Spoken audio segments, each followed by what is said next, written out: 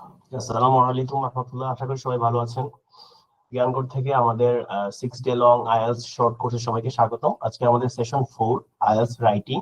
আপনারা জানেন যে আমরা এর আগে আরো 3টা সেশন নিয়েছি গত 3 দিন।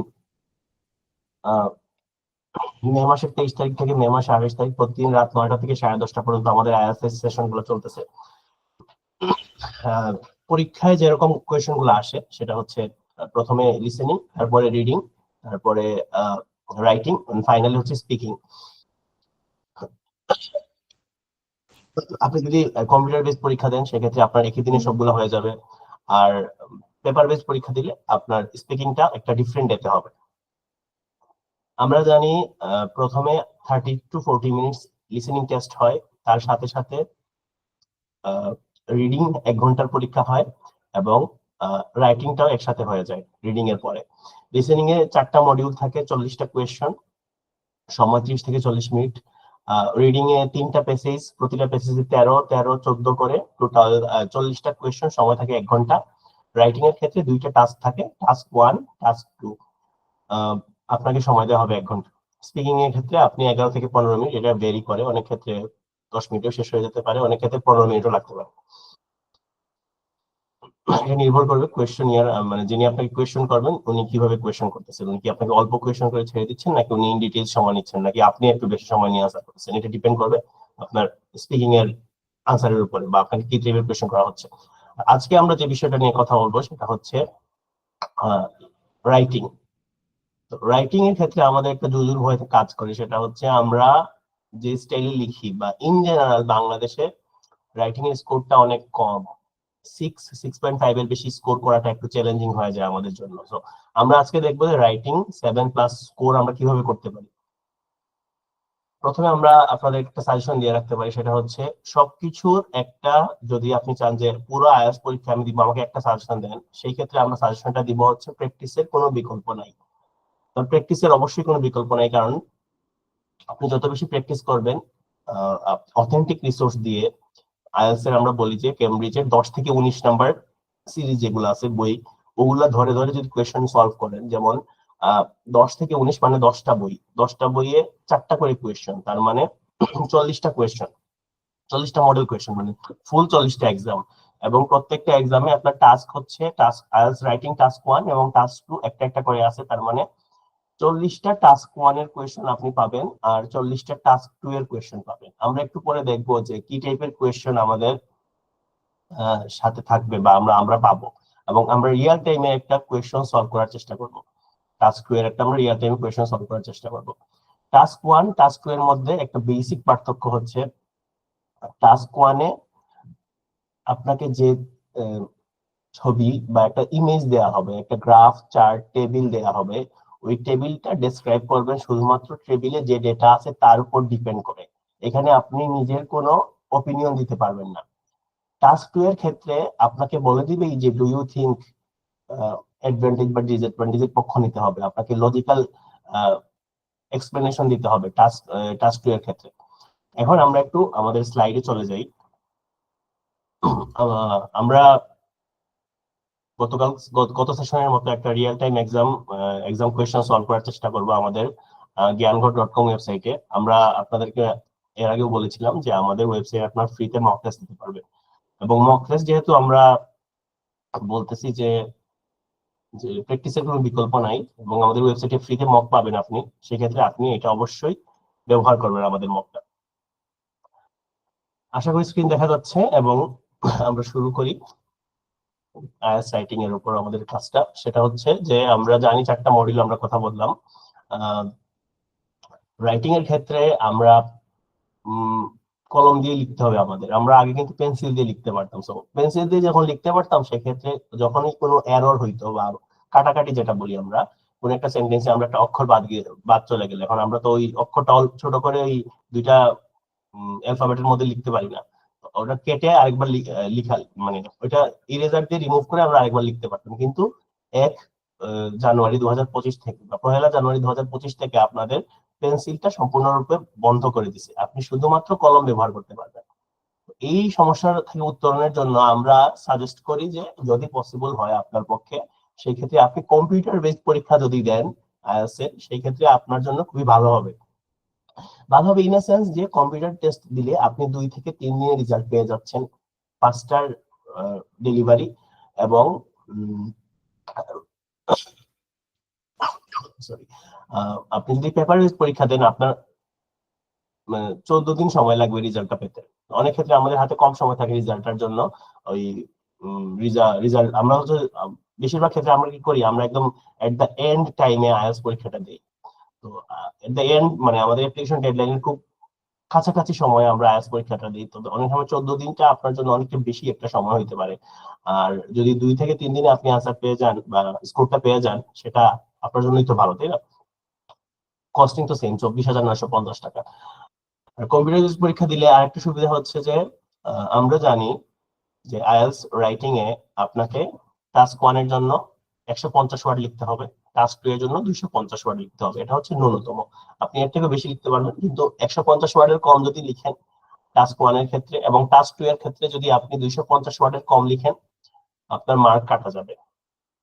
আমরা একটু পরেই দেখবো যে আমাদের কি কি ক্রাইটেরিয়া আছে মার্কিং এর জন্য, এবং কি কি জিনিস আমাদের মার্কিং কমিয়ে দিচ্ছে, বা আমাদের কি কি মিস্টেকস হচ্ছে, এবং আমরা কি কি সাজেশন আজকের সেশন থেকে নিব।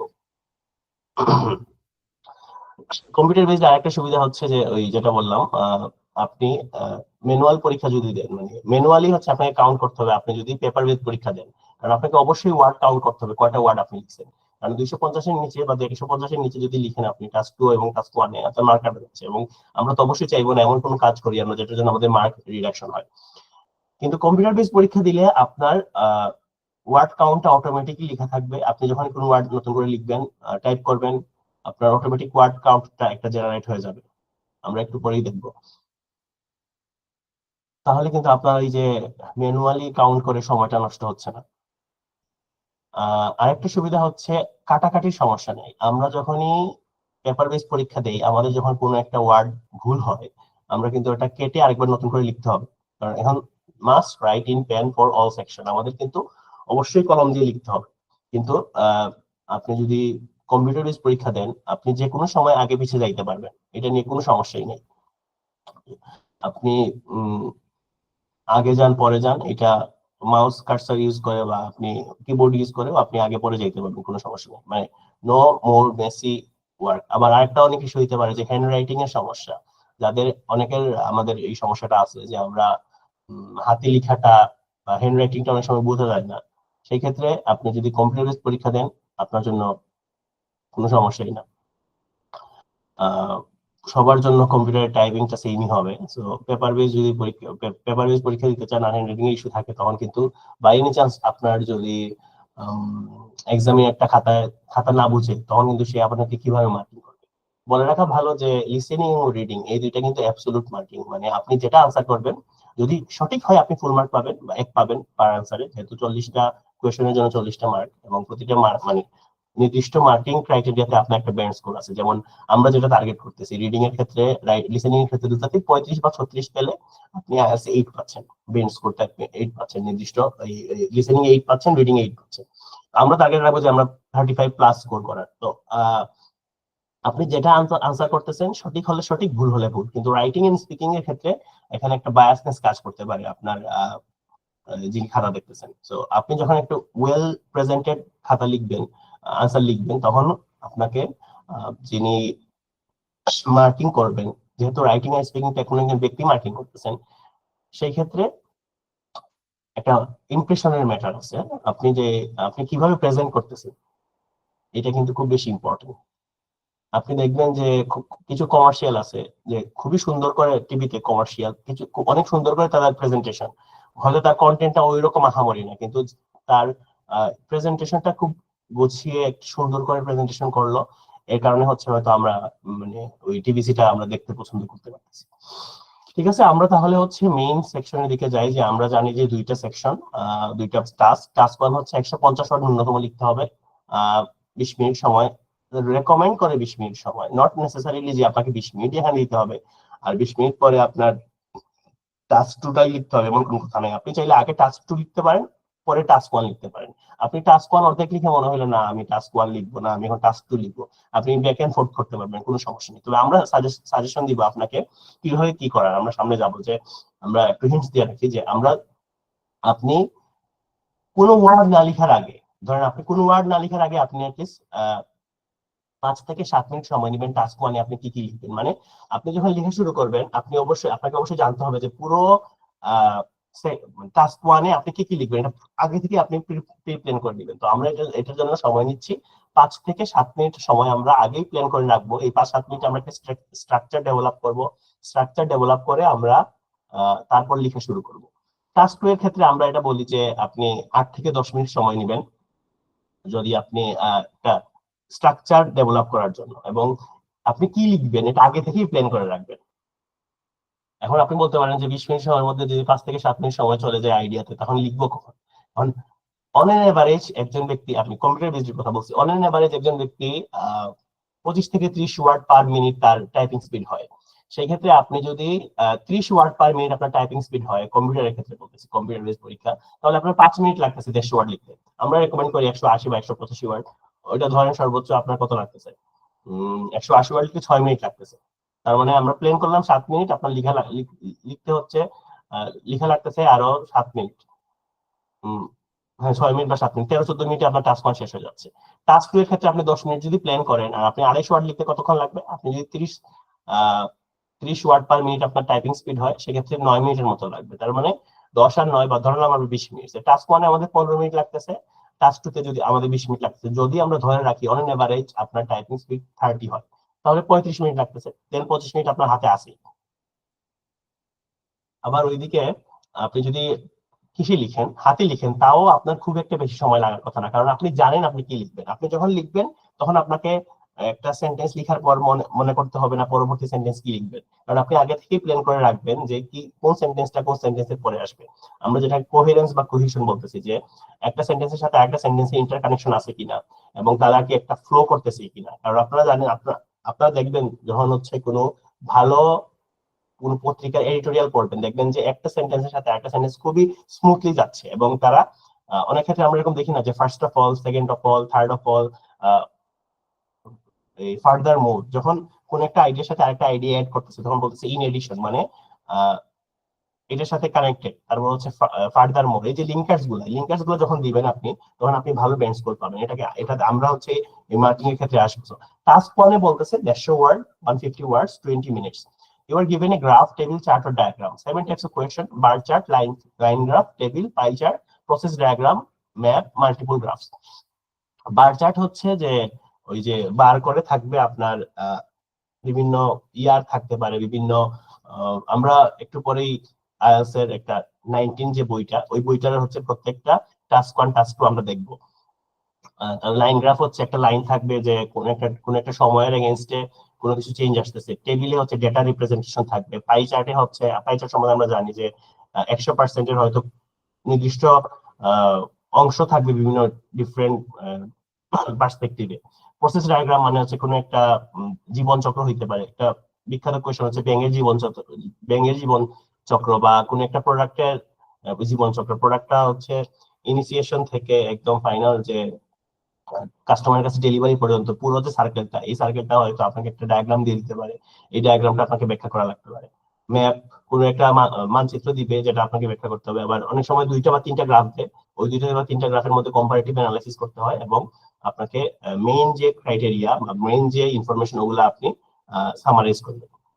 এখানে বলছে your task is to summarize or explain the visual data R focus on key trends, comparison and important details। আমরা যেটা বলি সেটা হচ্ছে টাস্ক 1 এর ক্ষেত্রে আপনি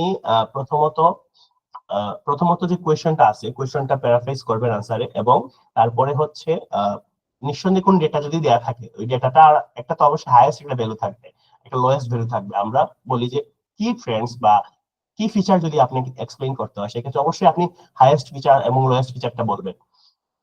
তারপরে আপনি কমন যে গ্রাউন্ড গুলো আছে ওগুলো ধরে কম্পারিজন করবেন। আমরা আপনাদের হচ্ছে 19 বা লেটেস্ট যে আইএলটিএস এর বইটা আছে কেমব্রিজের, ওইটার ধরেন 4টা টাস্ক 1, 4টা টাস্ক 2 আছে। আমরা একটা একটা বা দুইটা দুইটা করে আমরা জাস্ট দেখে যাব এবং আমরা একটা স্ট্রাকচার ডেভেলপ করার চেষ্টা করব টাস্ক 2 এর জন্য। যেহেতু টাস্ক 1 এ লিঙ্কেড ওয়ার্ডস, টাস্ক 2 এ হচ্ছে একটু এক্সটেন্সিভ, তখন আমরা দেখব যে কিভাবে আমরা আনসার করতে পারি। এবং আমাদের ইউটিউব চ্যানেলে, আপনি যদি জ্ঞানঘর ইউটিউব চ্যানেলে যান, আমাদের IELTS task 2, IELTS writing task 2 এর 7+ স্কোর করার জন্য আপনাকে কি কি করতে হবে ওইটার একটা আমরা ভিডিও আমাদের দেয়া আছে, আমরা একটা আপনাদের হোয়াটসঅ্যাপ গ্রুপে শেয়ার করে দিব। সো টাস্ক 2 এ হচ্ছে 250 ওয়ার্ড, এটা রেকমেন্ড করা হয় 40 মিনিটে, যেহেতু 20 মিনিটস টাস্ক 1 এ এবং টাস্ক 1 এ 150 ওয়ার্ড এবং টাস্ক 2 তে 250 ওয়ার্ড। কারণ এখানে 20 মিনিটস, এখানে 40 মিনিটস, এটা আমরা পরবর্তী স্লাইডে দেখবো।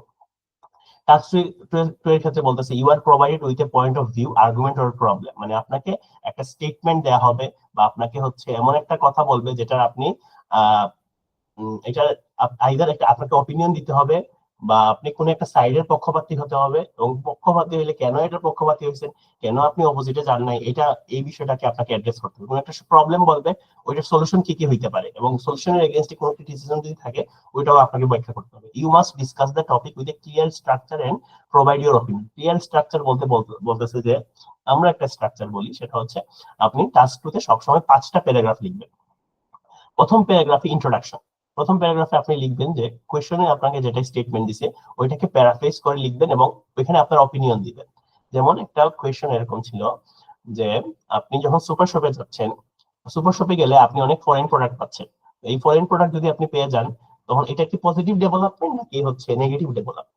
তার মানে আপনি প্রথমে এই যে সুপার শপে জিনিসটা যে পাচ্ছেন এটা লিখলেন প্যারাফ্রেজ করে কোয়েশ্চনে যেটা দেয়া আছে, তারপর আপনি একটা অপিনিয়ন দিবেন যে I believe that it is a positive development towards the society. তো এরকম একটা কথা বললেন। তারপরে প্যারাগ্রাফ 2, প্যারাগ্রাফ 3 তে আপনি দুইটা পজিটিভ, যেহেতু পজিটিভ ডেভেলপমেন্ট বলছেন আপনি, তখন পজিটিভ ডেভেলপমেন্টের দুইটা ব্যাখ্যা দিবেন। তো ব্যাখ্যাগুলো কিভাবে দিবেন? আপনি প্রথম ব্যাখ্যা এভাবে দিতে পারেন যে ফরেন কোনো প্রোডাক্ট যদি আমাদের দেশে আসে, সেই ক্ষেত্রে ওই দেশের কালচার সম্বন্ধে আমরা জানতে পারি। যেমন ধরেন ফরেন একটা প্রোডাক্ট কি হইতে পারে, একটা খাবারের আইটেম বলেন সুপার শপের জন্য, ধরেন সুশি। সুশিটা হচ্ছে জাপানিজ একটা আইটেম। সুশিটা যখন আপনি মার্কেট থেকে কিনতেছেন, তো মার্কেট থেকে কেনার কারণে আপনি ওই দেশের কালচার সম্বন্ধে হয়তো জানতে পারতেছেন।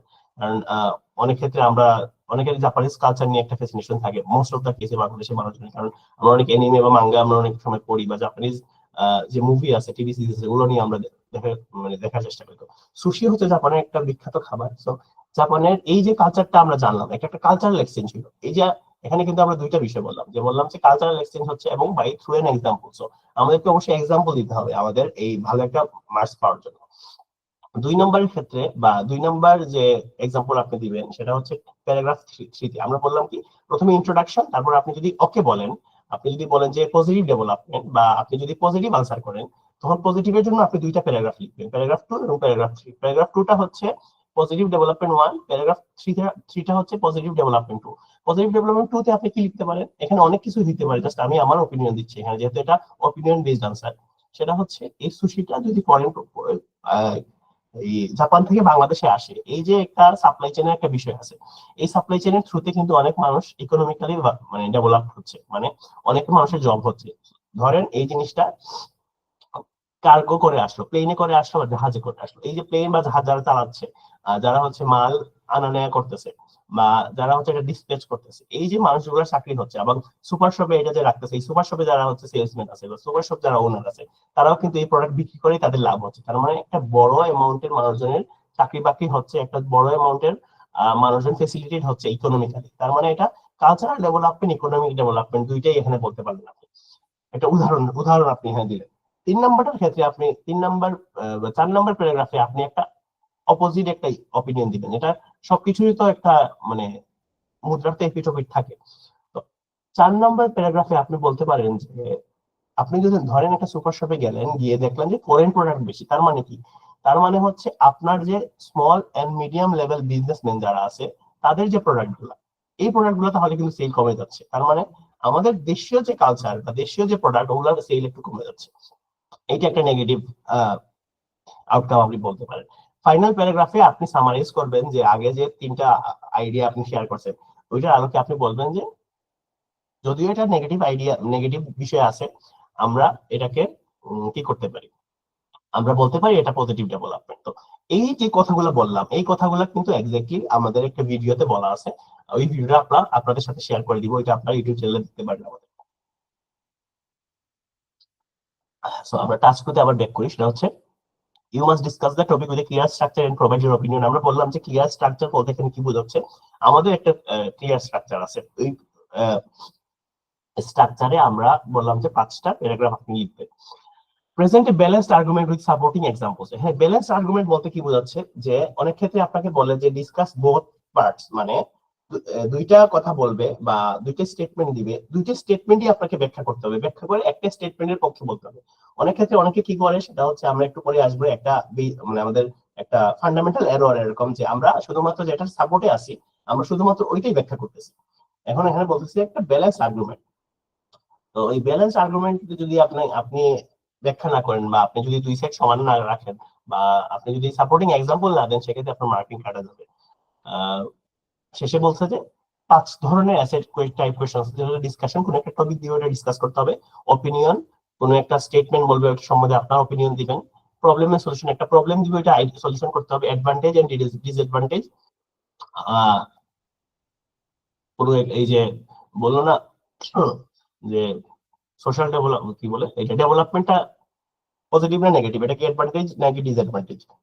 কারণ 2 পার্ট কোশ্চেন, এটা হচ্ছে কোশ্চেনটা হচ্ছে দুইটা আলাদা আলাদা স্টেটমেন্ট দিবে, আপনাকে তখন ব্যাখ্যা করতে হবে। এটাকে আমরা 2 পার্ট কোশ্চেন বলছি। এখন এই যে দেখেন, আমাদের টাস্ক 1 এ 150 ওয়ার্ড, টাস্ক 2 তে 250 ওয়ার্ড, তার মানে টাস্ক 1 এ 20 মিনিটস, টাস্ক 2 তে বলতেছে 40 মিনিটস। এটা আইএলটিএস কেমব্রিজ যারা তারাই রেকমেন্ড করে দিয়েছে। আপনি যখন বইয়ে কোয়েশ্চন সলভ করতে যাবেন, তখন আপনাকে লেখা থাকবে যে task 1 you are requested or you are recommended to spend 20 minutes in this task, এরকম একটা কথা লেখা থাকে। তো এটা কেন, এর মানে কি টাস্ক 1 এর মার্ক, টাস্ক 2 এর মার্ক কি টাস্ক 1 মার্ক থেকে বেশি?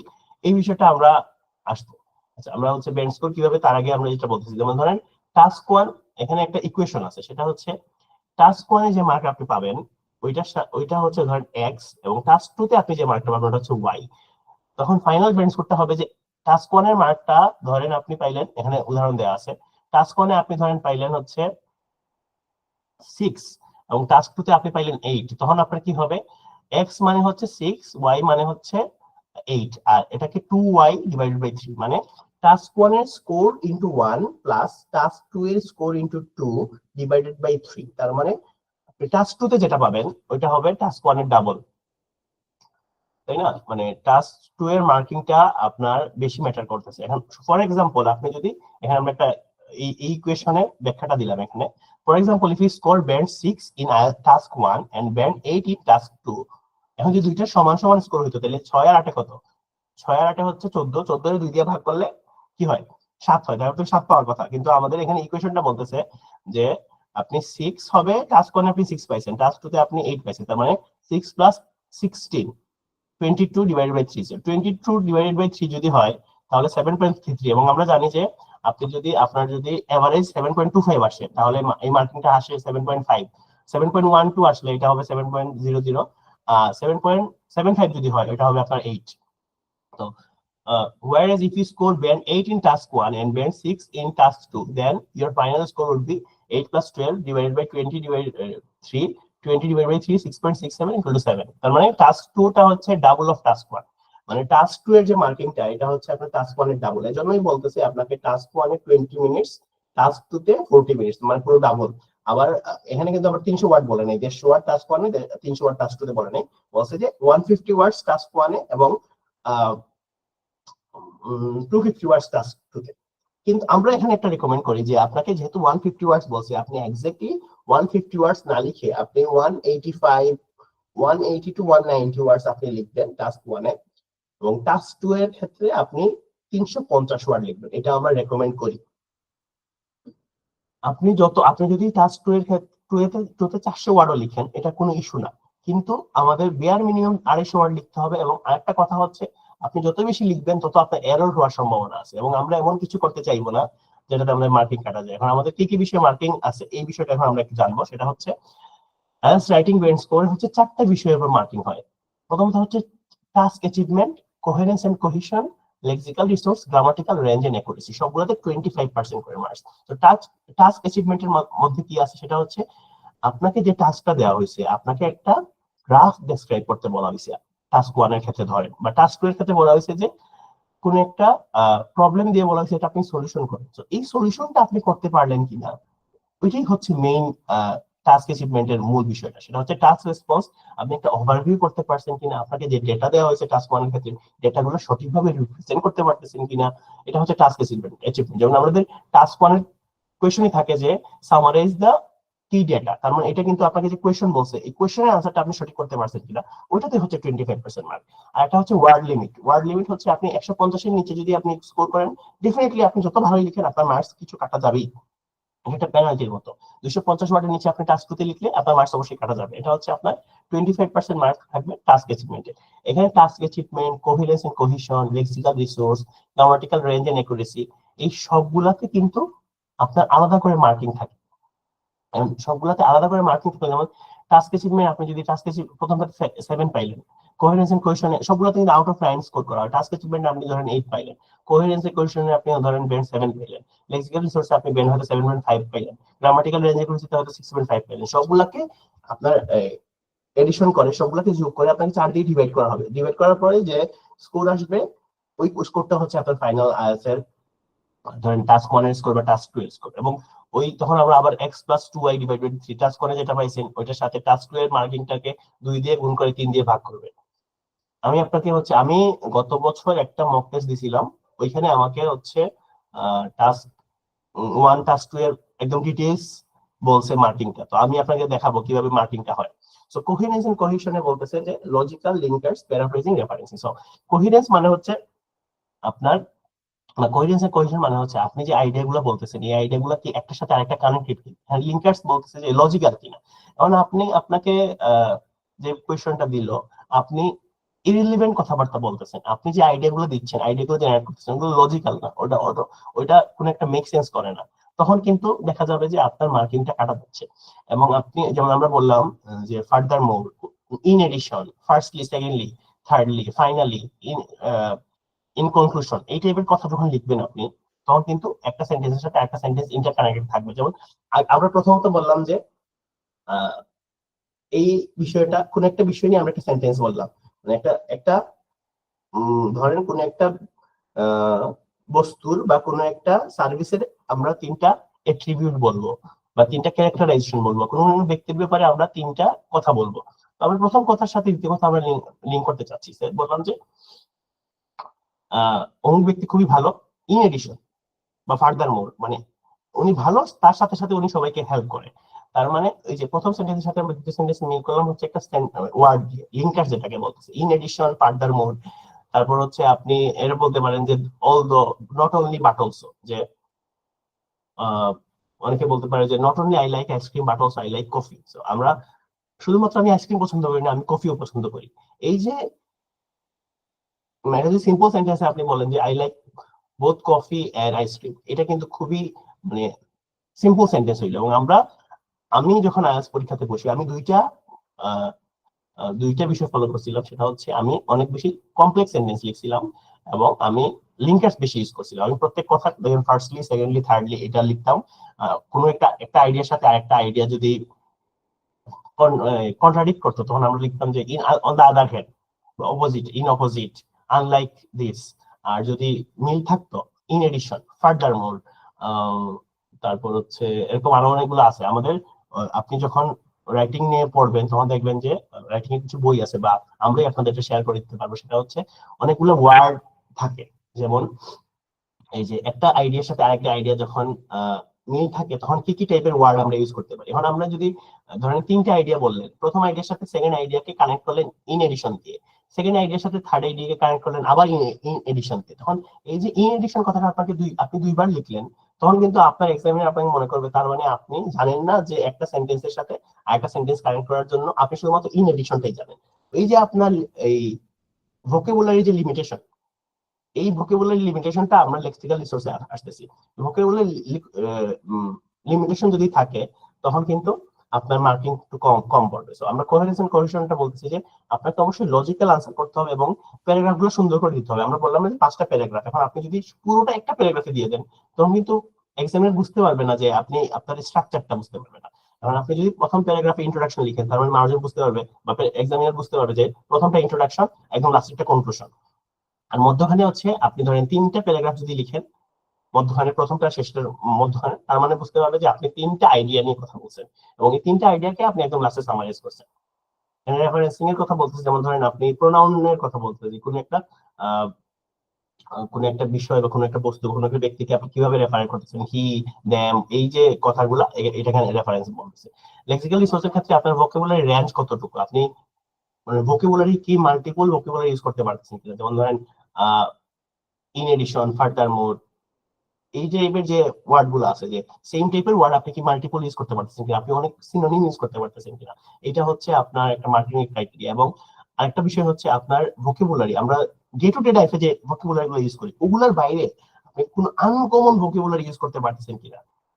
যেমন careful, you should be very careful in applying for your higher study university, এরকম ধরেন একটা যদি আমরা কথা বলি যে you should be very careful for picking the university for your higher study abroad, মানে আপনি বাংলাতে যদি বলি আমরা যে আপনার খুব বেশি সতর্ক থাকতে হবে কোন ইউনিভার্সিটি আপনি চুজ করতেছেন হায়ার স্টাডির জন্য। কারণ আমরা আইএলটিএস পরীক্ষা, আইএলটিএস একাডেমিকটা দিচ্ছি, তার মানে কি অবশ্যই আমরা অনার্স, মাস্টার্স, পিএইচডি এগুলো করার জন্য দেশের বাইরে যাব।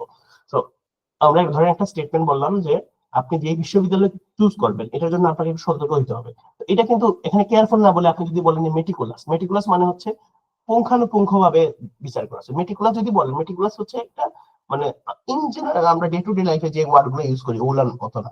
তার মানে এখানে মেটিকুলাস যদি বলেন, বা এখানে আরো অনেকগুলো ওয়ার্ড আছে যে ওয়ার্ড গুলো আপনার এখানে বলতে পারেন। এবং আরেকটা এখানে লেক্সিক্যাল রিসোর্সে 2 নম্বরটা বলছে একুরেসি। একুরেসি মানে কোন ওয়ার্ডটা কোন জায়গায় বসাবেন, এটা কিন্তু একটা বিষয়। আহ যেমন ধরেন হেভি রেইন, এই রেইনের সাথে যখন বেশি বৃষ্টি হচ্ছে, এখন রেইনের সাথে হেভি রেইনটা যাচ্ছে। তো এই এই টাইপের যে কোন জায়গাতে কোন ওয়ার্ডটা বসাবেন, ওয়ার্ড গুলাকে একুরেটলি বসাতে পারতেছেন কিনা, এই বিষয়ের উপর একটা মার্কিং থাকবে। এবং স্পেলিং এরর, আপনার যদি স্পেলিং এরর হয় সেই ক্ষেত্রে আপনার মার্কিংটা করতে হবে। এবং স্পেলিং বিষয়টা খুবই মানে খুবই একটা নিশ প্রবলেম। কারণ স্পেলিং এরর যদি আপনার থাকে তাহলে ডেফিনেটলি আপনার সম্বন্ধে একটা নেগেটিভ ধারণা ক্রিয়েট হবে আপনার এক্সামিনারে। ফাইনালি হচ্ছে আমাদের grammatical range and accuracy. Grammatical রেঞ্জের কথা বলতেছে যে গ্রামাটিক্যাল রেঞ্জ, অ্যাকুরেসির কথা মানে যে সাবজেক্ট ভার্ব এগ্রিমেন্ট ঠিক আছে কিনা, আপনি যখন পাস্ট টেন্সে লিখতেছেন আপনি কি পুরোটা পাস্টে লিখতেছেন নাকি একটা প্রেজেন্টে একটা পাস্টে, তারপরে উম, আপনি ভ্যারাইটির ভ্যারাইটির কথা বলতেছে, আপনি শুধুমাত্র কি সিম্পল টেন্স লিখতেছেন নাকি হচ্ছে আপনি আহ ওই কমপ্লেক্স টেন্স লিখতেছেন, কম্পাউন্ড লিখতেছেন। আমরা জানি কমপ্লেক্স কমপ্লেক্স টেন্স, কম্পাউন্ড টেন্সের বিষয়টা আমরা নিয়ে কথা বলবো। আপনি কি কন্ডিশনালস ইউজ করতেছেন কিনা, আপনি শুধুমাত্র অ্যাক্টিভ ভয়েসে না বলে আপনি কি প্যাসিভ ভয়েসে লিখতেছেন কিনা। ফাইনাল তো পাংচুয়েশন, মানে আপনার হচ্ছে দাড়ি কমা, এই বিষয়ে দাড়ি কমা বলতে হচ্ছে ফুল স্টপ কমা, তারপর ইনভার্টেড কমা, এই বিষয়গুলা সঠিকভাবে আপনি বলতে লিখতেছে পারতেছেন কিনা, এটার উপর মার্কস। তো টাস্ক অ্যাচিভমেন্ট, আপনি আপনাকে যে উম, কাজটা করতে দিছে ওইটা আপনি ঠিক মতো করতে পারতেছেন কিনা, এটা হচ্ছে নাম্বার 1 ক্রাইটেরিয়া। নাম্বার 2 ক্রাইটেরিয়া হচ্ছে আপনি কি অর্গানাইজ ওয়েতে লিখতেছেন কিনা, আপনার আইডিয়া গুলা কি লজিক্যাল কিনা, রেলেভেন্ট কথাবার্তা আপনি লিখতেছেন কিনা। 3 নম্বরটা হচ্ছে আপনার ভোকাবুলারি কতটুকু কতটুকু স্ট্রং, আপনার কোনো স্পেলিং এরর আছে কিনা। আর ফাইনালি হচ্ছে আপনার গ্রামাটিক্যাল রেঞ্জ কেমন, আপনি কি কোনো গ্রামাটিক্যাল এরর করতেছেন, আপনি কি টেন্সে ভুল করতেছেন, আপনি সঠিকভাবে কি আনসার লিখতে পারতেছেন কিনা, আনসার লিখতে পারতেছেন কিনা ওই সেন্টেন্স মেকিং এর ক্ষেত্রে।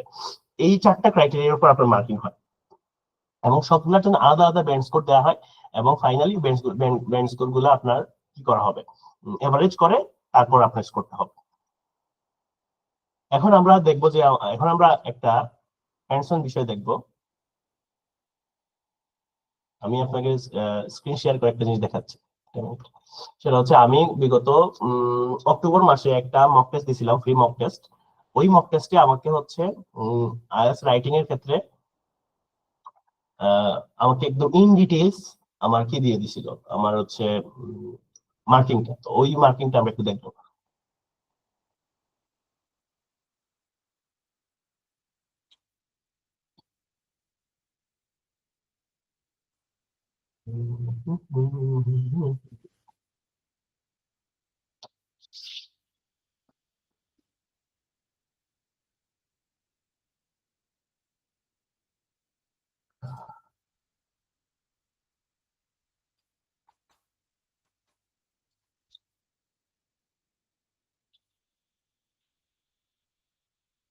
ওকে, আশা করি আপনার স্ক্রিনটা দেখতে পাচ্ছেন। ওকে, সো এই স্ক্রিনে দেখেন যে এখানে আপনার performance in writing section. So task 1 ছিল, অ্যানালাইসিস রিপোর্ট। টাস্ক 2, আচ্ছা টাস্ক 1 এ আমাকে 7 দিছে, টাস্ক 2 তে আমরা 7 পেয়েছি, এবং সবগুলোতে দেখেন আমাদের 7 ই দিছে আমাদের। তো 7 রাইটিং এর ক্ষেত্রে মোটামুটি বলা চলে একটা ভালো স্কোর, কারণ রাইটিং এ আমাদের বাংলাদেশে এভারেজে 6 বা 6.5 এই স্কোরটা বেশি থাকে। বেশিরভাগই বাংলাদেশে অন এন এভারেজ 6.6 থেকে 6.5 এর ভিতরে স্কোর থাকে। তো টাস্ক 1 এ দেখেন, টাস্ক অ্যাচিভমেন্ট টাস্ক 1 এ দেখেন যে কি কি লিখছি আমি। দেখেন task 1 A covering requirement of the task address. Task 1 এর ক্ষেত্রে আবার 5টা ক্রাইটেরিয়া আছে। টাস্ক 1 এর প্রথম ক্রাইটেরিয়া হচ্ছে covering requirement of the task. আমি কি এই টাস্কে যে বিষয়টা রিকোয়ারমেন্ট ছিল টাস্ক অ্যাচিভমেন্টের জন্য, ওইটাকে আমি ঠিক করছি কিনা, অ্যাড্রেস বলছে। তারপর টাস্ক 2, টাস্ক 1 এর আরেকটা হচ্ছে ক্রাইটেরিয়া যে আমি কি ফিচার্স গুলো আইডেন্টিফাই করছি কিনা, ওভারভিউ করছি কিনা, ঠিক আছে, address. Data inclusion to support the description, আমি ডাটাকে ঠিকমতো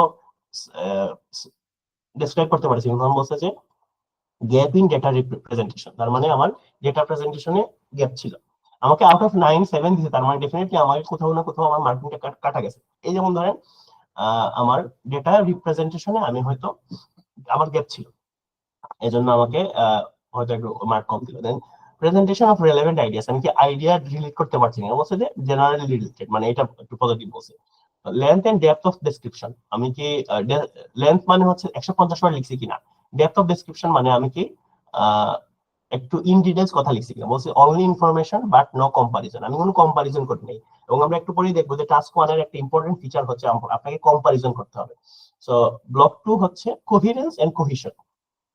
কোহিরেন্স এন্ড কোহিশনে দেখেন কি আছে, অ্যাপ্রোপ্রিয়েটনেস অফ ফরম্যাট স্ট্রাকচার, আমরা কি ফরম্যাটটা ঠিক আছে কিনা, আমাদের অ্যাপ্রোপ্রিয়েট কিনা। এখানে লিখছে যে সিকোয়েন্সিয়ালি রিটেন, মানে আমি সিকোয়েন্সটা মেইনটেইন করছি, এটা positive. Skilful management of paragraph, আমি প্যারাগ্রাফ কি স্কিলফুলি ম্যানেজ করছি কিনা, বলছে জেনারেলি কভার, এটাও একটা পজিটিভ কথা বলছে। Maintaining sequence of information, task 1 এর ক্ষেত্রে ধরেন একটা ইনফরমেশন, একটার সাথে একটা ইনফরমেশন, 10টা ইনফরমেশন আছে, একটা দুইটা তিনটা চারটা পাঁচটা ছয়টা সাতটা আটটা নয়টা 10টা, এটা কি আমি সিকোয়েন্সটা মেইনটেইন করছি কিনা ডেসক্রাইব করার ক্ষেত্রে, বলছে জেনারেলি ম্যানেজ সিকোয়েন্স, আমি সিকোয়েন্সটা মোটামুটি মেইনটেইন করছি। Arrangement of information according to Trends grouping, so এখানে একটা ট্রেন্ড থাকে, যে টেবিল বলেন, গ্রাফে বলেন, বা চার্টে বলেন, একটা ট্রেন্ড থাকে, এই ট্রেন্ডটা কি আমি মেইনটেইন করছি কিনা। Arrangement of information according to Trends বা গ্রুপিং, অবশ্যই information is written based on comparison, মানে আমি কম্পারিজনের আলোকে ইনফরমেশনটা লিখছিলাম। ফাইনালি বলছে যে কম্পোজিং এটলিস্ট 150 ওয়ার্ড, আমি 150 ওয়ার্ড লিখছি কিনা, সেটা হচ্ছে ওয়ার্ড কাউন্ট ইজ 150 থেকে 200, তার মানে এখানে একটা পজিটিভ। তারপরে হচ্ছে লেক্সিক্যাল রিসোর্স। লেক্সিক্যাল রিসোর্সে দেখেন আরো 6টা ক্রাইটেরিয়া আছে। প্রথম ক্রাইটেরিয়া হচ্ছে appropriate usage of diverse vocabulary, use naturally and sophisticatedly, মানে আমি স্পেসিফিক্যালি ডাইভার্স ভোকাবুলারি ইউজ করছি। প্রথম পরেরটা বলছে যে ফ্রিডম ফ্রম স্পেলিং মিস্টেকস, আমার কি কোনো স্পেলিং মিস্টেকস ছিল, বলছে rare errors in word formation, মানে তেমন কোনো ভুল ছিল না। তারপরে বলছে প্রপার কোলোকেশন অফ ওয়ার্ডস, মানে আমি প্রিপোজিশন কনজাংশন এগুলো বলছি কি লিখছি কিনা। বলছে minor mistakes not affecting the meaning, মানে আমার কিছু মিস্টেকস হয়েছে, কিন্তু এই মিস্টেকস এর কারণে ওই ওয়ার্ড সেন্টেন্সের কোনো অর্থের পরিবর্তন হয় না। এরপর এটা বলছে adequate ideation of word formation, relative relevant relevancy. ধরুন বলছে অকেশনাল, এখানে একটু অকেশনাল এরর হয়েছে। তারপর বলছে যে freedom from tedious repetition of word, আমি কি রিপিটেটিভ ওয়ার্ড ইউজ করছি কিনা, বলছে যে বেয়ারলি রিপিটেটিভ ওয়ার্ডস, মানে আমি খুব কমই রিপিটেটিভ ওয়ার্ড ইউজ করছি। তারপর বলছে relevancy of vocabulary of the topic, এখানে এটা নিয়ে কিছু বলেনি। তারপর ব্লক 4 এ বলছে যে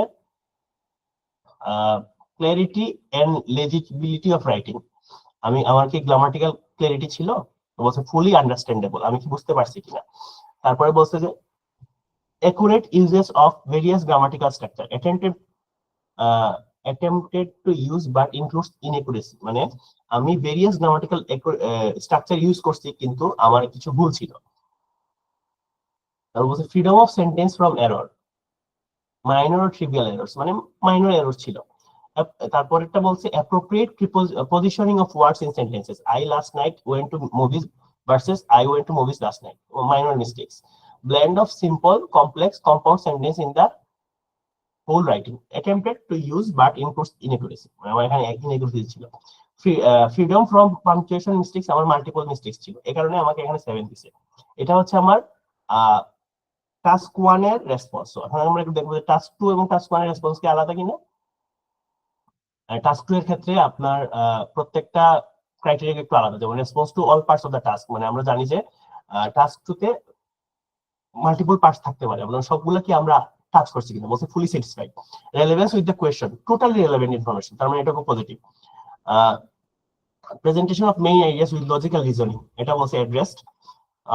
thesis statement, clarity of opinion, আমি কি অপিনিয়নটা ঠিক মতো স্টেট করছি না, বলছে পার্শিয়াল স্টেট, মানে আমি ফুলি অপিনিয়নটা ব্যাখ্যা করি না। বলছে length and depth of explanation, all the main ideas clearly discussed, তারপরে এখানে আমাকে 7 দিছে। কোহেরেন্স এন্ড কোহেশনে বলছে অ্যাপ্রোপ্রিয়েটনেস অফ ফরম্যাট স্ট্রাকচার, আমি ফরম্যাট স্ট্রাকচার লিখছি। Skilful management of paragraph, clear central topic in each paragraph, এটা বলছে বিয়ারলি কভার, এটা খুব একটা পজিটিভ পড়ে নাই। Clarity in idea progression, sufficient management in usual linkers, মানে আমি ঠিক মতো এটা লিখছি, এবং লিঙ্কার্স বলতে এমন ওয়ার্ড যেটা যে ওয়ার্ড গুলা দিয়ে হচ্ছে একটা সেন্টেন্সের সাথে একটা সেন্টেন্স কানেক্টেড হচ্ছে, এই ওয়ার্ড গুলো আমি লিখছি। এরপর হচ্ছে maintaining sequence of ideas and logics merely followed, মানে এখানে নেগেটিভ বলছে, মানে আমি ঠিক মতো maintaining sequence of ideas and লজিকটা বলিনি। এরপরে বলছে যে connection of examples with logical reasoning generally related, okay. Repetition of cohesive devices in conclusion, however, barely repetitive words. এটা পজিটিভ বলছে। Logical organization of information and ideas, barely covered, এটা negative বলছে। Composing at least 250 words, এখানে বলছে word count above 250, তার মানে এটা ওকে। তার 3 নম্বর আসলে লেক্সিক্যাল রিসোর্স বা ভোকাবুলারি, এখানে 6টা আগের মতোই, যে আপনার ভোকাবুলারি কি ডাইভার্স কিনা, ভেগলি ডিসকাস, মানে আমার ভোকাবুলারি খুব একটা ডাইভার্স ছিল না। স্পেলিং এরর হয়েছে কিনা, মাইনর মিস্টেকস হয়েছে। আমি কি প্রিপজিশন কনজাংশন ঠিকমতো লিখছি কিনা, minor mistakes but not affecting the meaning, okay. Idea ফরমেশনে কোনো সমস্যা হয়েছে কিনা, অকেশনাল এরর। আমি রিপিটেড ওয়ার্ড ইউজ করছি কিনা, বলছে বেয়ারলি রিপিটেড ওয়ার্ডস, মানে খুব একটা আমি রিপিটেশন ইউজ করি নাই।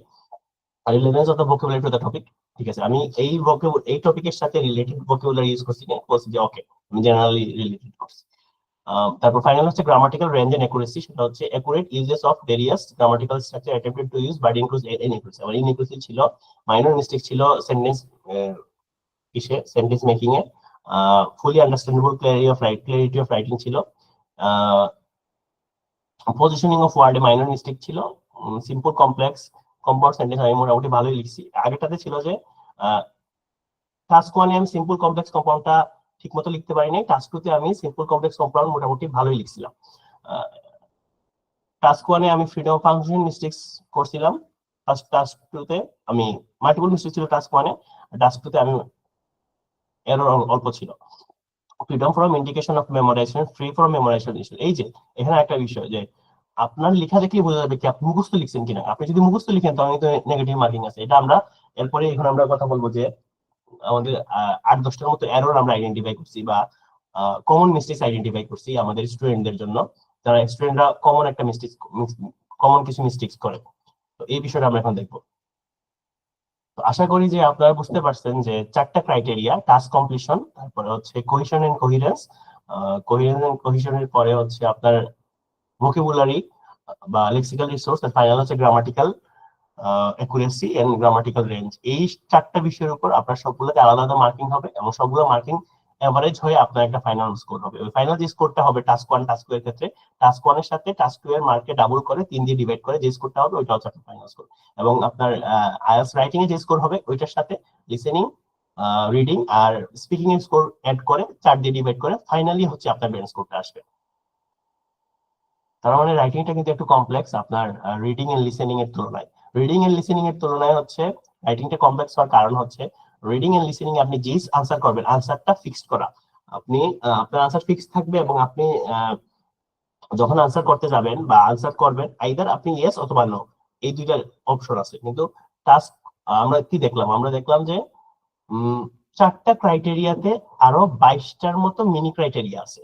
তো প্রত্যেকটা ক্রাইটেরিয়াতে মানে 4টা ক্রাইটেরিয়া, যেমন টাস্ক কমপ্লিশনের ক্ষেত্রে আপনার বা টাস্ক অ্যাচিভমেন্টের ক্ষেত্রে 5টা ক্রাইটেরিয়া, কোহেরেন্স এন্ড কোহেশনের ক্ষেত্রে আরো 6টা ক্রাইটেরিয়া, এরকম 21-22টা ক্রাইটেরিয়া আছে। সবগুলোকে আপনাকে সবগুলো আপনাকে অ্যাড্রেস করতে হবে এবং সবগুলো অ্যাড্রেস করার পরে আপনি যে মার্ক পাবেন ওইটাকে এভারেজ করে আপনার স্কোরটা হচ্ছে। এই জন্য আমাদের ওভার মানে বাংলাদেশে 6.5 এর মধ্যে স্কোরটা থাকে। তো আমরা যেমন ধরেন আমরা লিসেনিং এবং রিডিং এর ক্ষেত্রে বলছি যে 35+ পাবো, বাট আমরা রাইটিং এর ক্ষেত্রে বলছি 7+, কারণ 7 একটা মোটামুটি ভালো স্কোর।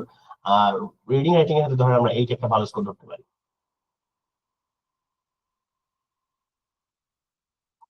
ঠিক আছে, আমরা আবার ব্যাক করি।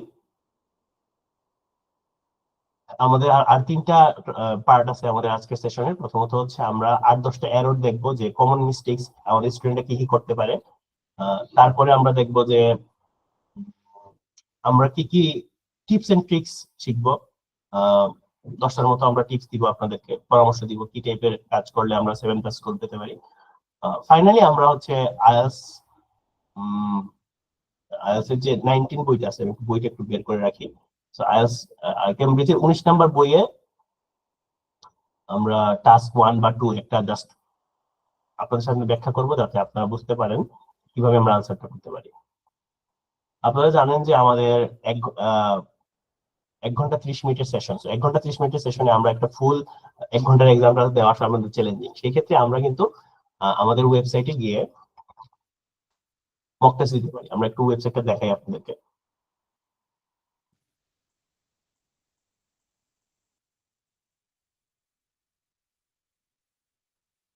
এই যে দেখেন আমাদের ওয়েবসাইট জ্ঞানকোড.com। সো জ্ঞানকোড.com এ আপনি যাবেন, এক অ্যাকাউন্ট খুলবেন, এখানে মক টেস্টে ক্লিক করবেন।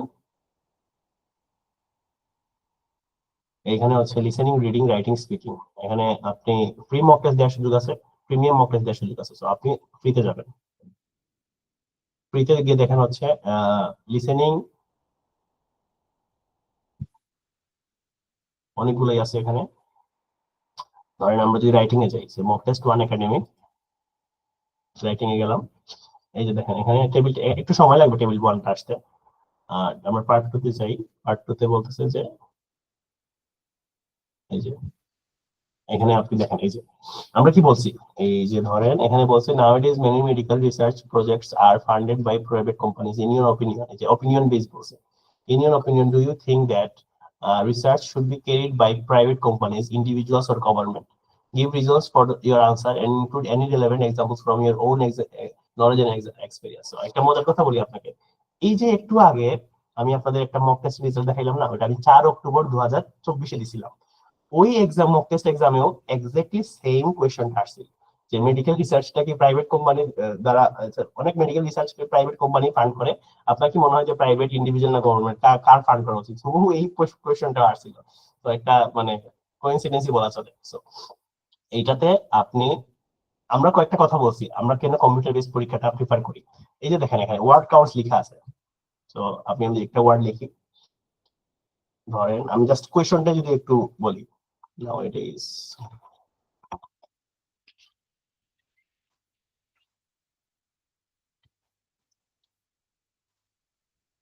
এই যে দেখেন আমার ওয়ার্ড কাউন্ট 4 এখানে লেখা আছে। আমি যতগুলো ওয়ার্ড লিখবো, ধরেন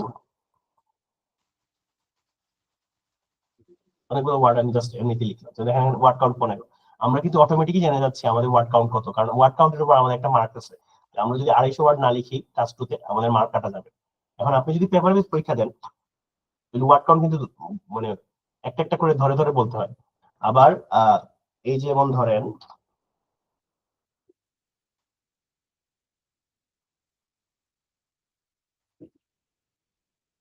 এই যে আমি 5টা ওয়ার্ড লিখছি, লেখার পর আমার মনে হলো হে আমি তো নাও এট ইজ, আচ্ছা এই যে নিচে যে দাগ পড়ছে এটা কিন্তু দাগ আপনার ফাইনাল এক্সামে পড়বে না, কারণ আমার কাছে হচ্ছে গ্রামারলি বা আমার কাছে হচ্ছে গ্রামাটিক্যাল এরর হইলে যে টাইপের মার্কিং হয়, মানে এই যে মার্কিং করে দেয় যে এটা সঠিক হবে, কিন্তু এটা কিন্তু আপনি যদি আপনার কম্পিউটার, আপনি যখন কম্পিউটার প্র্যাকটিস করবেন আপনি অবশ্যই গ্রামাটিক্যাল, এই যেমন ধরেন এটাকে একটু বন্ধ করে দিতে হবে আপাতত। তাহলে হচ্ছে আপনি এই যে আমার কাছে দুইটা জিনিস আছে, থাকুক এটা সমস্যা নেই।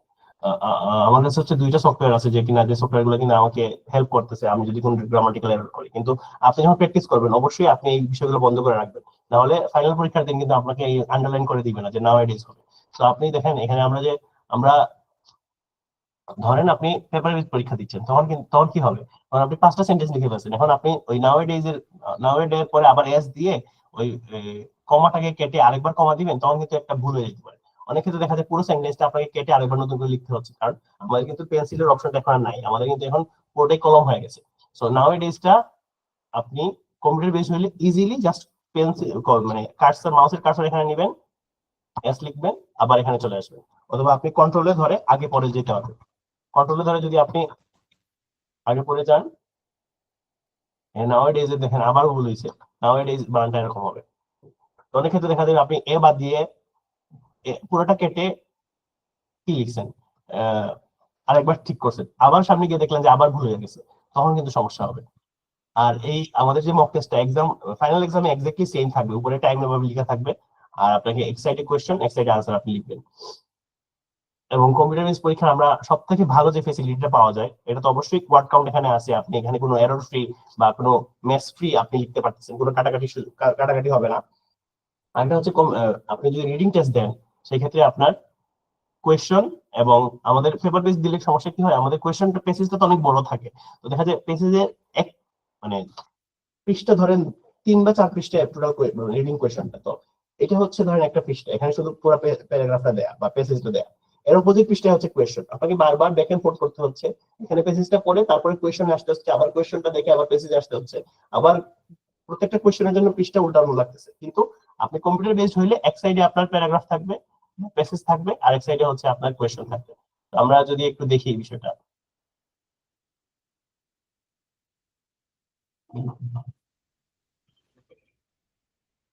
এই যে দেখেন আমরা গতকালকে এই কোয়েশ্চনটা সলভ করছিলাম, গতকালকে এই কোয়েশ্চনটা সলভ করছিলাম আমরা। আমি কোয়েশ্চন টাইম চলে গেছে, দাঁড়ান, আবার শুরু করি।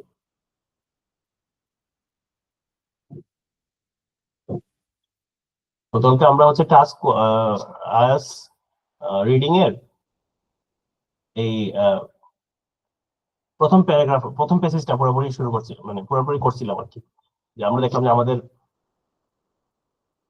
আউট অফ 30 আমাদের আমরা 11টা কারেক্ট করতে পারছি। এই আচ্ছা, স্ক্রিনটাতে একটু সমস্যা হচ্ছে, মানে এই এক্সামটা অলরেডি আমার ডান হয়ে গেছে, কিন্তু এই জন্য আমি আরেকবার ঢুকতে পারছি না, যাই হোক।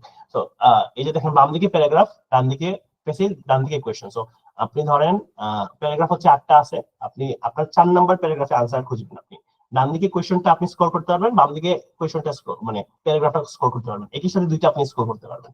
সেই ক্ষেত্রে কিন্তু আপনার ওই আগের কোয়েশ্চেন পরের কোয়েশ্চেন বারবার দেখা লাগতেছে না। তো বারবার যখন মানে আমার আহ, আমি একটা স্টুডেন্ট দেখছিলাম যে এরকম, যে অনেক স্টুডেন্ট এরকম দেখছিলাম যে তার হচ্ছে প্রথম প্রথম প্যারার একটা মানে একটা প্যারাগ্রাফ সে পড়ার পরে যখন কোয়েশ্চনে আসলো, তো কোয়েশ্চনে আসার পর কোয়েশ্চন থেকে আবার যখন প্যারাগ্রাফে ব্যাক করলো, তখন সে ভুলে যাচ্ছে এই যে একটা পৃষ্ঠা উল্টাচ্ছে, এবং এই যে তার একটা কনসেন্ট্রেশনের একটা গ্যাপ হচ্ছে, এটার কারণে তার হচ্ছে এই মানে সে ভুলে যাচ্ছে সে কোন জায়গায় আছে।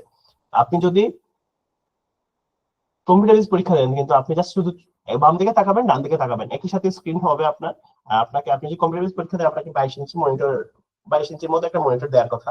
তো এই মনিটর মোটামুটি যথেষ্ট বড় মনিটর, মনিটরে আপনি দেখতে পারবেন যে এক সাইডে কোয়েশ্চেন এক সাইডে আনসার, অথবা সরি এক সাইডে প্যাসেজ এক সাইডে কোয়েশ্চেন, সেই ক্ষেত্রে আপনি ইজিলি এই বিষয়টা আপনি করতে পারবেন। এবং অনেক কোয়েশ্চেনে আপনাকে টাইপ করা লাগবে না, যেমন পেপার বেসডে ট্রু ফলস নট গিভেন হইলে আপনাকে ট্রু TRUE লিখতে হয়, কিন্তু কম্পিউটার বেসডে আপনাকে হয়তো 3টা ড্রপ ডাউন অপশন থাকবে, আপনি ক্লিক করবেন, ক্লিক করার পর এখানে 3টা অপশন আসবে, জাস্ট আপনি একটা অপশনে ক্লিক করে দিলে হবে। ওকে, আমরা এখন ব্যাক করি হচ্ছে আমাদের স্লাইডে। আমরা জানলাম হচ্ছে এখন পর্যন্ত যে টাস্ক 1, টাস্ক 2 তে মার্কিং ক্রাইটেরিয়া, তারপরে টাস্ক 1 টাস্ক 2 তে কেন দুইটার জন্য আলাদা আলাদা ওয়ার্ড লিমিট, আলাদা আলাদা টাইম অ্যালোকেট করা, তারপরে হচ্ছে আমাদের কি কি মার্কিং আছে। এখন আমরা জানবো যে মিস্টেক্স কি। আমাদের হাতে সময় আছে 27 মিনিট, এখন 10টা 3 বাজে। তো আমরা 27 মিনিটের মধ্যে আহ এই এরর গুলো সম্বন্ধে জানবো, এরর গুলো সম্বন্ধে জানবো আমরা, কিছু সাজেশন দিব আপনাদের। ফাইনালি আমরা একটা কোয়েশ্চন সলভ করার চেষ্টা করবো মুখে মুখে, কারণ আমাদের হাতে কিন্তু, আমরা কিন্তু বলছি আমরা 9টা থেকে 10:30টার মধ্যে টাইম নিচ্ছি আপনাদের, তো আমরা 10:30টার মধ্যে আমাদের শেষ করতে হবে। কারণ আপনাদের অবশ্যই অনেকে এখানে বেশিরভাগই হচ্ছে আইদার স্টুডেন্ট বা চাকরিজীবী, তো আপনারা যখন সারাদিন অফিস করে আপনি আমাদের সময় দিচ্ছেন, সেক্ষেত্রে আমরা অবশ্যই আপনার সময়ের মূল্যায়ন করাটা আমাদের অবশ্যই কর্তব্য, যেহেতু আমরা কমিটমেন্ট দিছি আপনাদেরকে যে আমরা 1.5 ঘন্টার মধ্যে শেষ করবো। Okay, so common mistakes by IELTS candidate in writing part. তো কিছু কমন মিস্টেক্স এর মধ্যে প্রথম কমন মিস্টেকটা হচ্ছে not meeting the word count. আপনি যদি টাস্ক 1 এ 150 ওয়ার্ডের কম লিখেন, টাস্ক 2 তে 250 ওয়ার্ডের কম লিখেন, আপনার অবশ্যই একটা মার্কিং ইমিডিয়েট পেনাল্টি হবে এবং এই একটা আপনার মার্ক কাটা যাবে। সেকেন্ড হচ্ছে পুয়ার টাইম ম্যানেজমেন্ট। আমরা রেকমেন্ড করা হয় যে টাস্ক 1 এর জন্য 20 মিনিট, টাস্ক 2 এর জন্য 40 মিনিট রাখার জন্য, কারণ টাস্ক 1 এর মার্ক কিন্তু টাস্ক 2 এর মার্কের অর্ধেকের মতো, অর্ধেক। সেই ক্ষেত্রে আপনি টাস্ক 1 এ ওয়ার্ড লিমিটও তো কম, 150 ওয়ার্ড আপনি লিখবেন 20 মিনিটে, 40 মিনিটে আপনি লিখবেন 250 ওয়ার্ড। যদিও আমরা বলি যে টাস্ক 1 এ আপনি 180 190 ওয়ার্ড লিখেন, টাস্ক 2 তে আপনি 350 ওয়ার্ড লিখেন। 3 নম্বর বলছে lack of coherence and cohesion. মানে আমরা দেখলাম যে আমাদের কিন্তু টাইম ম্যানেজমেন্ট বা আলাদা মার্কিং নেই, তাই না? আমাদের এখানে কোনো বলে নাই যে তুমি ঠিক মতো টাইম ম্যানেজ করতে পারো নাই। টাইম ম্যানেজ করতে পারো নাই মানে কি? আপনি টাইম ম্যানেজ করতে পারেন নাই মানে হচ্ছে আপনি ইনকমপ্লিট আনসার করছেন। ইনকমপ্লিট আনসার করলে তো অবশ্যই আপনার একটা কি হবে, মার্কিং, আপনি টাস্ক কমপ্লিশনের ক্ষেত্রে আপনার মার্ক কম পাবেন। কিন্তু হচ্ছে আপনি not meeting the word count হলে আপনি মার্ক কাটা যাবে। সো আমাদের বুঝতে হবে যে কোন কোন জায়গাতে আমাদের ক্রাইটেরিয়া কি করতে হবে, ফোকাস করতে হবে। যেমন আপনার যদি প্যারাগ্রাফ যদি আপনি ক্লিয়ার না করেন, যেমন পুরো প্যারাগ্রাফ মানে আনসারটা আপনি একটা প্যারাগ্রাফে লিখলেন, তখন কিন্তু আপনার এই যে আনঅর্গানাইজ বা ইনঅর্গানাইজ হওয়ার কারণে আপনার একটা মার্ক কাটা যাবে। এবং এই একটা খুব কমন এরর যে আমরা যে আইডিয়া বলবো, আমরা চেষ্টা করবো প্রতিটা আইডিয়া আলাদা একটা প্যারাগ্রাফে দেওয়ার জন্য এবং সাথে একটা এক্সাম্পল দেওয়ার জন্য, যাতে একটা ক্লিয়ার স্ট্রাকচার থাকে। এখন আপনারা দেখলেন যে 4টা ক্রাইটেরিয়া আইএলটিএস রাইটিং এ মার্কিং এর জন্য, ওই 4টা ক্রাইটেরিয়ার এগেইনস্টে আরো 22টা ক্রাইটেরিয়া আছে। সো এই 22টা ক্রাইটেরিয়া সবগুলা ফুলফিল করে কিন্তু আপনাকে একটা ডিসেন্ট স্কোর পেতে হবে। তো কোহেরেন্স এন্ড কোহেশন মানে আমরা বুঝলাম যে কোহেরেন্স এন্ড কোহেশন বলতে কি বোঝাচ্ছে, এখানে দেখেন কোহেরেন্স এন্ড কোহেশন বলতে হচ্ছে আপনার আইডিয়া গুলো কি লজিক্যাল কিনা, আর এটা স্ট্রাকচারে আছে কিনা, আপনি কি প্যারাগ্রাফটা সুন্দর করতে পারছেন কিনা, এবং আপনি লিঙ্কার্স বা একটা ওয়ার্ডের সাথে আরেকটা ওয়ার্ড যখন লিংক করবেন আপনি কি ঠিকমতো লিংক করতে পারছেন কিনা। দেন লিমিটেড লেক্সিক্যাল রিসোর্স। আমরা অনেক ক্ষেত্রে কি করি, আমরা একটা ওয়ার্ডই জানি কোন একটা সেন্টেন্সের বা কোন একটা ওয়ার্ডের একটা সিনোনিমই জানি, তো ওই সিনোনিম, ওইটাই সিনোনিম বারবার ইউজ করতেছি। এখানে একটা বিষয় হচ্ছে যে ধরেন আপনি গুড, গুড একটা ওয়ার্ড, আপনি গুডের কোন সিনোনিম জানেন না, তখন আপনি কিভাবে কি করতে পারেন? তখন আমরা একটা ইন জেনারেল কনসেপ্ট হচ্ছে যে এটার অ্যান্টোনিম যদি আপনি জানেন, ধরেন গুডের এগেইনস্টে কি হয়, গুড ব্যাড, সো ব্যাড এর আপনি নট ব্যাড যদি বলেন তার মানে গুড বোঝাচ্ছে। আপনারা আশা করি ধরতে পারছেন আমার কথা, যে আপনি কোন সিনোনিম যখন জানবেন না, তখন এটা এই শব্দের অপোজিট কোন শব্দ যদি জানেন, সাপোজ গুডের, গুড হচ্ছে একটা গুডের, গুড হচ্ছে একটা ওয়ার্ড, গুডের আপনি, গুড মানে ভালো, ভালোর আর যে সিনোনিম বা আরো যে সমার্থক শব্দ আপনি জানেন না, তখন ভালোর অপোজিট শব্দ কি বা ভালোর বিপরীত শব্দ কি, মন্দ বা খারাপ। তো আপনি ভালোটাকে খারাপ নয় বলতে পারেন। খারাপ নয় কোনো জিনিস যদি হয় তাহলে এটা কিন্তু ভালো। আবার যদি আপনি যদি ব্যাড এর কোনো সিনোনিম না জানেন তাহলে এটা ভালো নয়, দিস ইজ নট গুড, তার মানে এটা খারাপ। এই টাইপের এই ওয়ে তো আপনি এটাকে মানে কি করতে পারেন, ভোকাবুলারি এইভাবে মানে জেনারেট করতে পারেন আইডিয়া। যেমন আমরা কিছুদিন আগে একটা কোয়েশ্চেন সলভ করতেছিলাম যে হোটেল রুম অকুপাইড, আর অকুপাইড এর আমরা সিনোনিম বুক বের করছি। এখন একবার আমরা বুক লিখছি যে হোটেল রুম বুক, তখন আমরা আরেকটা সিনোনিম খুঁজে পাচ্ছি না, তখন আমরা বললাম নট ভ্যাকেন্ট। অকুপাইড মানে কি, রুমে কেউ আছে, আর ভ্যাকেন্ট মানে কি, রুম খালি আছে। তার মানে রুম খালি নয়, রুম খালি নয় মানে কি, রুমে কেউ আছে। তার মানে অকুপাইড, নট ভ্যাকেন্ট, বুকড, এই কথাগুলা সিনোনিম। তারপর বলছে grammatical errors and lack of grammatical range, frequent basic error such as subject verb agreement. Subject verb agreement মানে বোঝাচ্ছে আপনি যখন হি লিখবেন বা থার্ড পারসন সিঙ্গুলার নাম্বার লিখবেন, আপনি তখন সেন্টেন্সের সাথে যদি প্রেজেন্ট টেন্স হয়, প্রেজেন্ট ইনডিফিনিট টেন্স, তখন এস বা ইএস যোগ করবেন। আপনি যদি হ্যাভ লিখেন, ধরুন আই হ্যাভ বা আই হ্যাভ ডান দিস, এটা হচ্ছে আই হ্যাভ ডু দিস, এটা হবে না। আই হ্যাভ ডান দিস হলে প্রেজেন্ট পারফেক্ট টেন্স হবে। এই টেন্সের সাথে মানে সাবজেক্টের সাথে আপনার ভার্বটা যাচ্ছে কিনা, এটা হচ্ছে খুব বেশি একটা মানে বড় একটা এরর। যদি ঠিকমতো এটা না করেন তখন সমস্যা। আপনি ভার্ব টেন্স এগুলো ঠিকমতো করতেছেন কিনা, কারণ পাস্ট ফর্ম হইলে মানে পাস্ট পার্টিসিপল হইলে একরকম হবে, পাস্ট ইনডিফিনিট হইলে আপনার যে সাবজেক্ট কি আছে, ভার্বটা আছে, সেটা হচ্ছে পাস্ট পার্টিসিপল হবে। আর পাস্ট ইনডিফিনিট হয় যদি, পাস্ট পারফেক্ট হইলে সাবজেক্টটা হবে পাস্ট পার্টিসিপল, পাস্ট ইনডিফিনিট যদি হয় তাহলে সাবজেক্টটার জাস্ট পাস্ট ফর্ম হবে। যেমন you had done this, you did this. You did this হচ্ছে past indefinite, you have done, you had done মানে হচ্ছে পাস্ট পারফেক্ট। তারপর বলছে আর্টিকেলস এ এন ডি, অনেক ক্ষেত্রে আমরা ধরেন আই হ্যাভ এ আইডিয়া লিখে ফেলি, so I have an idea হবে A E I O you. বা এই হচ্ছে ভাওয়েল গুলাতে আপনি সবসময় ভাওয়েল গুলোর আগে যদি একটি লিখেন তাহলে এন বলতে হবে, ভাওয়েল গুলোর আগে এন বলতে হবে, এবং কনসোনেন্ট গুলোর আগে এ বলতে হবে, A E I O U. Preposition ঠিক মতো ইউজ করছেন কিনা, to, within, be, I am in the room, I am on the room, I am outside, I am inside, এই টাইপের কথা যেগুলো আছে, ইন, অন, টু, এই বিষয়গুলো আপনি ঠিক মতো আইডেন্টিফাই করতেছেন কিনা, এটাকে হচ্ছে আপনার গ্রামাটিক্যাল রেঞ্জের মধ্যে পড়তেছে। এবং এটা অনেক সময় ভুল হয়ে যায় আমাদের। সিঙ্গুলার আর প্লুরাল ফর্মস, এখন এ গ্রুপ অফ পিপল, হ্যাঁ, a group of businessman. So a group of businessman মানে হচ্ছে একটা গ্রুপে অনেকগুলো বিজনেসম্যান আছে, তার মানে এখানে বিজনেসম্যানের ই হবে ডিফারেন্ট টাইপস অফ লেটার্স, মানে ডিফারেন্ট টাইপস অফ লেটার্স মানে অনেক ধরনের চিঠিপত্র, তার মানে এখানে লেটার্স এস হবে। থার্ড পারসন সিঙ্গুলার নাম্বার হয় যদি, তখন এটার সাথে এস বাই ইএস যোগ হবে, এবং যদি প্লুরাল নাম্বার হয় তখন হচ্ছে এস যোগ হবে। এরকম একটা কথা আছে, যেমন ধরেন ছিল he goes to school, they go to school. আবার যদি হয় এরকম যে ওয়ান, এভরিওয়ান, আমরা একটা কি উদাহরণ দিতে পারি, যেটা হচ্ছে এভরিওয়ান যদি থাকে সেখানে হচ্ছে এটা সিঙ্গুলার হবে, আর যদি অল ব্যক্তি থাকে তাহলে এটা প্লুরাল হবে। তো এরপর এটা হচ্ছে অনলি ইউজিং সিম্পল সেন্টেন্স। আমরা জানি যে কম্পাউন্ড, কমপ্লেক্স এবং সিম্পল সেন্টেন্সের লেখার উপর একটা মার্কিং আছে, গ্রামাটিক্যাল রেঞ্জে করেছি, একদম লাস্টের দিকে ছিল 20/21 নাম্বার ক্রাইটেরিয়া। তো এটা দেখছি যে not demonstrating a variety of complex sentence structure such as conditional sentence, relative clauses, passive voice, এই বিষয়গুলো আপনাকে আইডেন্টিফাই করতে হবে। শুধুমাত্র সিম্পল আই ইট রাইস এটা বললে হবে না, অনেক সময় এটাও বলতে হবে rice is eaten by me, তারপরে হচ্ছে আই গো টু স্কুল, এটা না বলে আপনি ডিফারেন্ট ওয়েতে বলতে পারেন। তারপর হচ্ছে যে ধরেন দিস ভিডিও ইনফ্লুয়েন্সড মি, অথবা বলতে পারেন I I was influenced by the video. এরকম বিভিন্ন কথা আপনি জাস্ট অ্যাক্টিভ ভয়েস কে প্যাসিভ করে দিলেন, আপনি হচ্ছে ইফ, বাট এগুলো ইউজ করলেন। তারপর কম্পাউন্ড সেন্টেন্স মানে হচ্ছে আপনি লিঙ্কার যখন ইউজ করবেন, যে দো, অল দো, নট অনলি বাট অলসো, তখন এই কম্পাউন্ড সেন্টেন্স গুলো আপনাকে কাজে দিবে। শুধুমাত্র সিম্পল সেন্টেন্স উপর বেসিস করলে আপনার কিন্তু মার্কিং ভালো আসবে না। Not addressing all part of the question, task, response, achievement. Many prompts have multiple parts. যেমন discuss both views and give your opinion, or what are the causes and solutions. তার মানে আপনার causes বলতে হবে, solution বলতে হবে, discuss both view বলে শুধুমাত্র আপনি যে বিষয়টা নিয়ে কথা বলছেন এটা বললে হবে না। Not addressing all will result in penalty, মানে আপনি যদি প্রত্যেকটা বিষয় যদি আইডেন্টিফাই না করেন, আপনাদের বলছে যে discuss both views give your opinion, আপনি শুধুমাত্র বললেন যে আমি এটাকে সমর্থন করি, আমি তারপর এটাই শুধু উদাহরণ দিলে তখন কিন্তু হবে না, আপনি কিন্তু বোথ ভিউ কে ডিসকাস করতে হবে।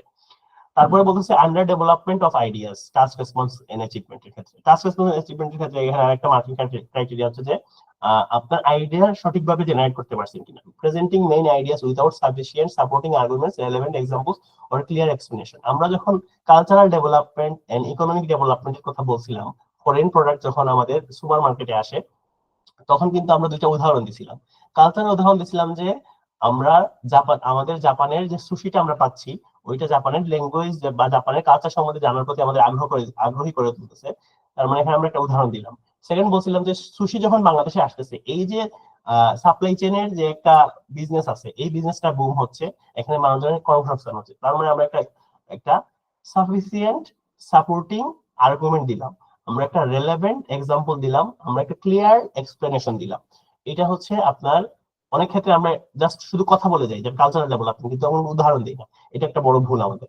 তারপর হচ্ছে including personal opinion, outside information. Task ওয়ানের ক্ষেত্রে, টাস্ক ওয়ানের ক্ষেত্রে আপনাকে যে গ্রাফ এবং চার্ট দিবে, শুধুমাত্র ওই গ্রাফস এন্ড চার্টের যে ইনফরমেশন আছে ওগুলোই আপনি বলতে পারবেন। আপনি কখনোই গ্রাফ এন্ড চার্টস এর আইডিয়া গুলো দিয়ে বা ইনফরমেশন গুলো দিয়ে কোনো কথা, মানে কোনো কনক্লুডারি রিমার্কস বা আপনার নিজের কোনো অপিনিয়ন, যে আমি একটা উদাহরণ এরকম দিতে পারি যে 2005, 10, 15, 20 চার এই প্রতি 5 বছর অন্তর অন্তর 6টা হোটেলের অকুপাইড রুম নিয়ে কথা বলছে। তো আপনি দেখলেন যে কোন একটা হোটেলে 2005 সালে রুম অকুপাইড ছিল 10টা, আর 2020 সালে এই রুম অকুপাইড হয়ে গেছে 25টা। এখন আপনি বললেন যে আহ, আপনি পার্সোনাল অপিনিয়ন দিলেন যে তারা খুব ভালো বিজনেস করতেছে, তার মানে নিঃসন্দেহে তারা মার্কেটিংটা ভালো করছিল। এখানে কিন্তু মার্কেটিং এর কোনো কথাই নেই, কিন্তু এটা অবভিয়াসলি যে মার্কেটিং ভালো করছে বা তারা অবশ্যই কিছু না কিছু করছে যার কারণে তাদের এই এই বিজনেসটা হচ্ছে। এবং আমরা জানি যে একটা হোটেলে যদি 5টা রুম বুক থাকে তাহলে তারা যা টাকা পাবে, 20টা রুম বা 25টা রুম বুক থাকলে তারা বেশি টাকা পাবে। কিন্তু তাদের এই বিজনেসের কথা কিন্তু আমাদের এখানে বলা যাবে না, কারণ কি আমরা এখানে কিন্তু বিজনেস এটা বলতে পারেন যে তারা আগে থেকে বেটার করতেছে, কিন্তু আপনি যদি বলেন যে তারা এখানে কোন ওয়েতে বিজনেসটা করতেছে, তারা হয়তো ব্র্যান্ডিং ভালো করছে, এই কথাগুলো আপনি বলতে পারবেন না। এখানে অপিনিয়নের কোনো জায়গা নেই, শুধুমাত্র আপনাকে যে স্পেসিফিক যে ইনফরমেশন গুলো দিচ্ছে ওই ইনফরমেশনের আলোকেই আপনি ব্যাখ্যা করবেন।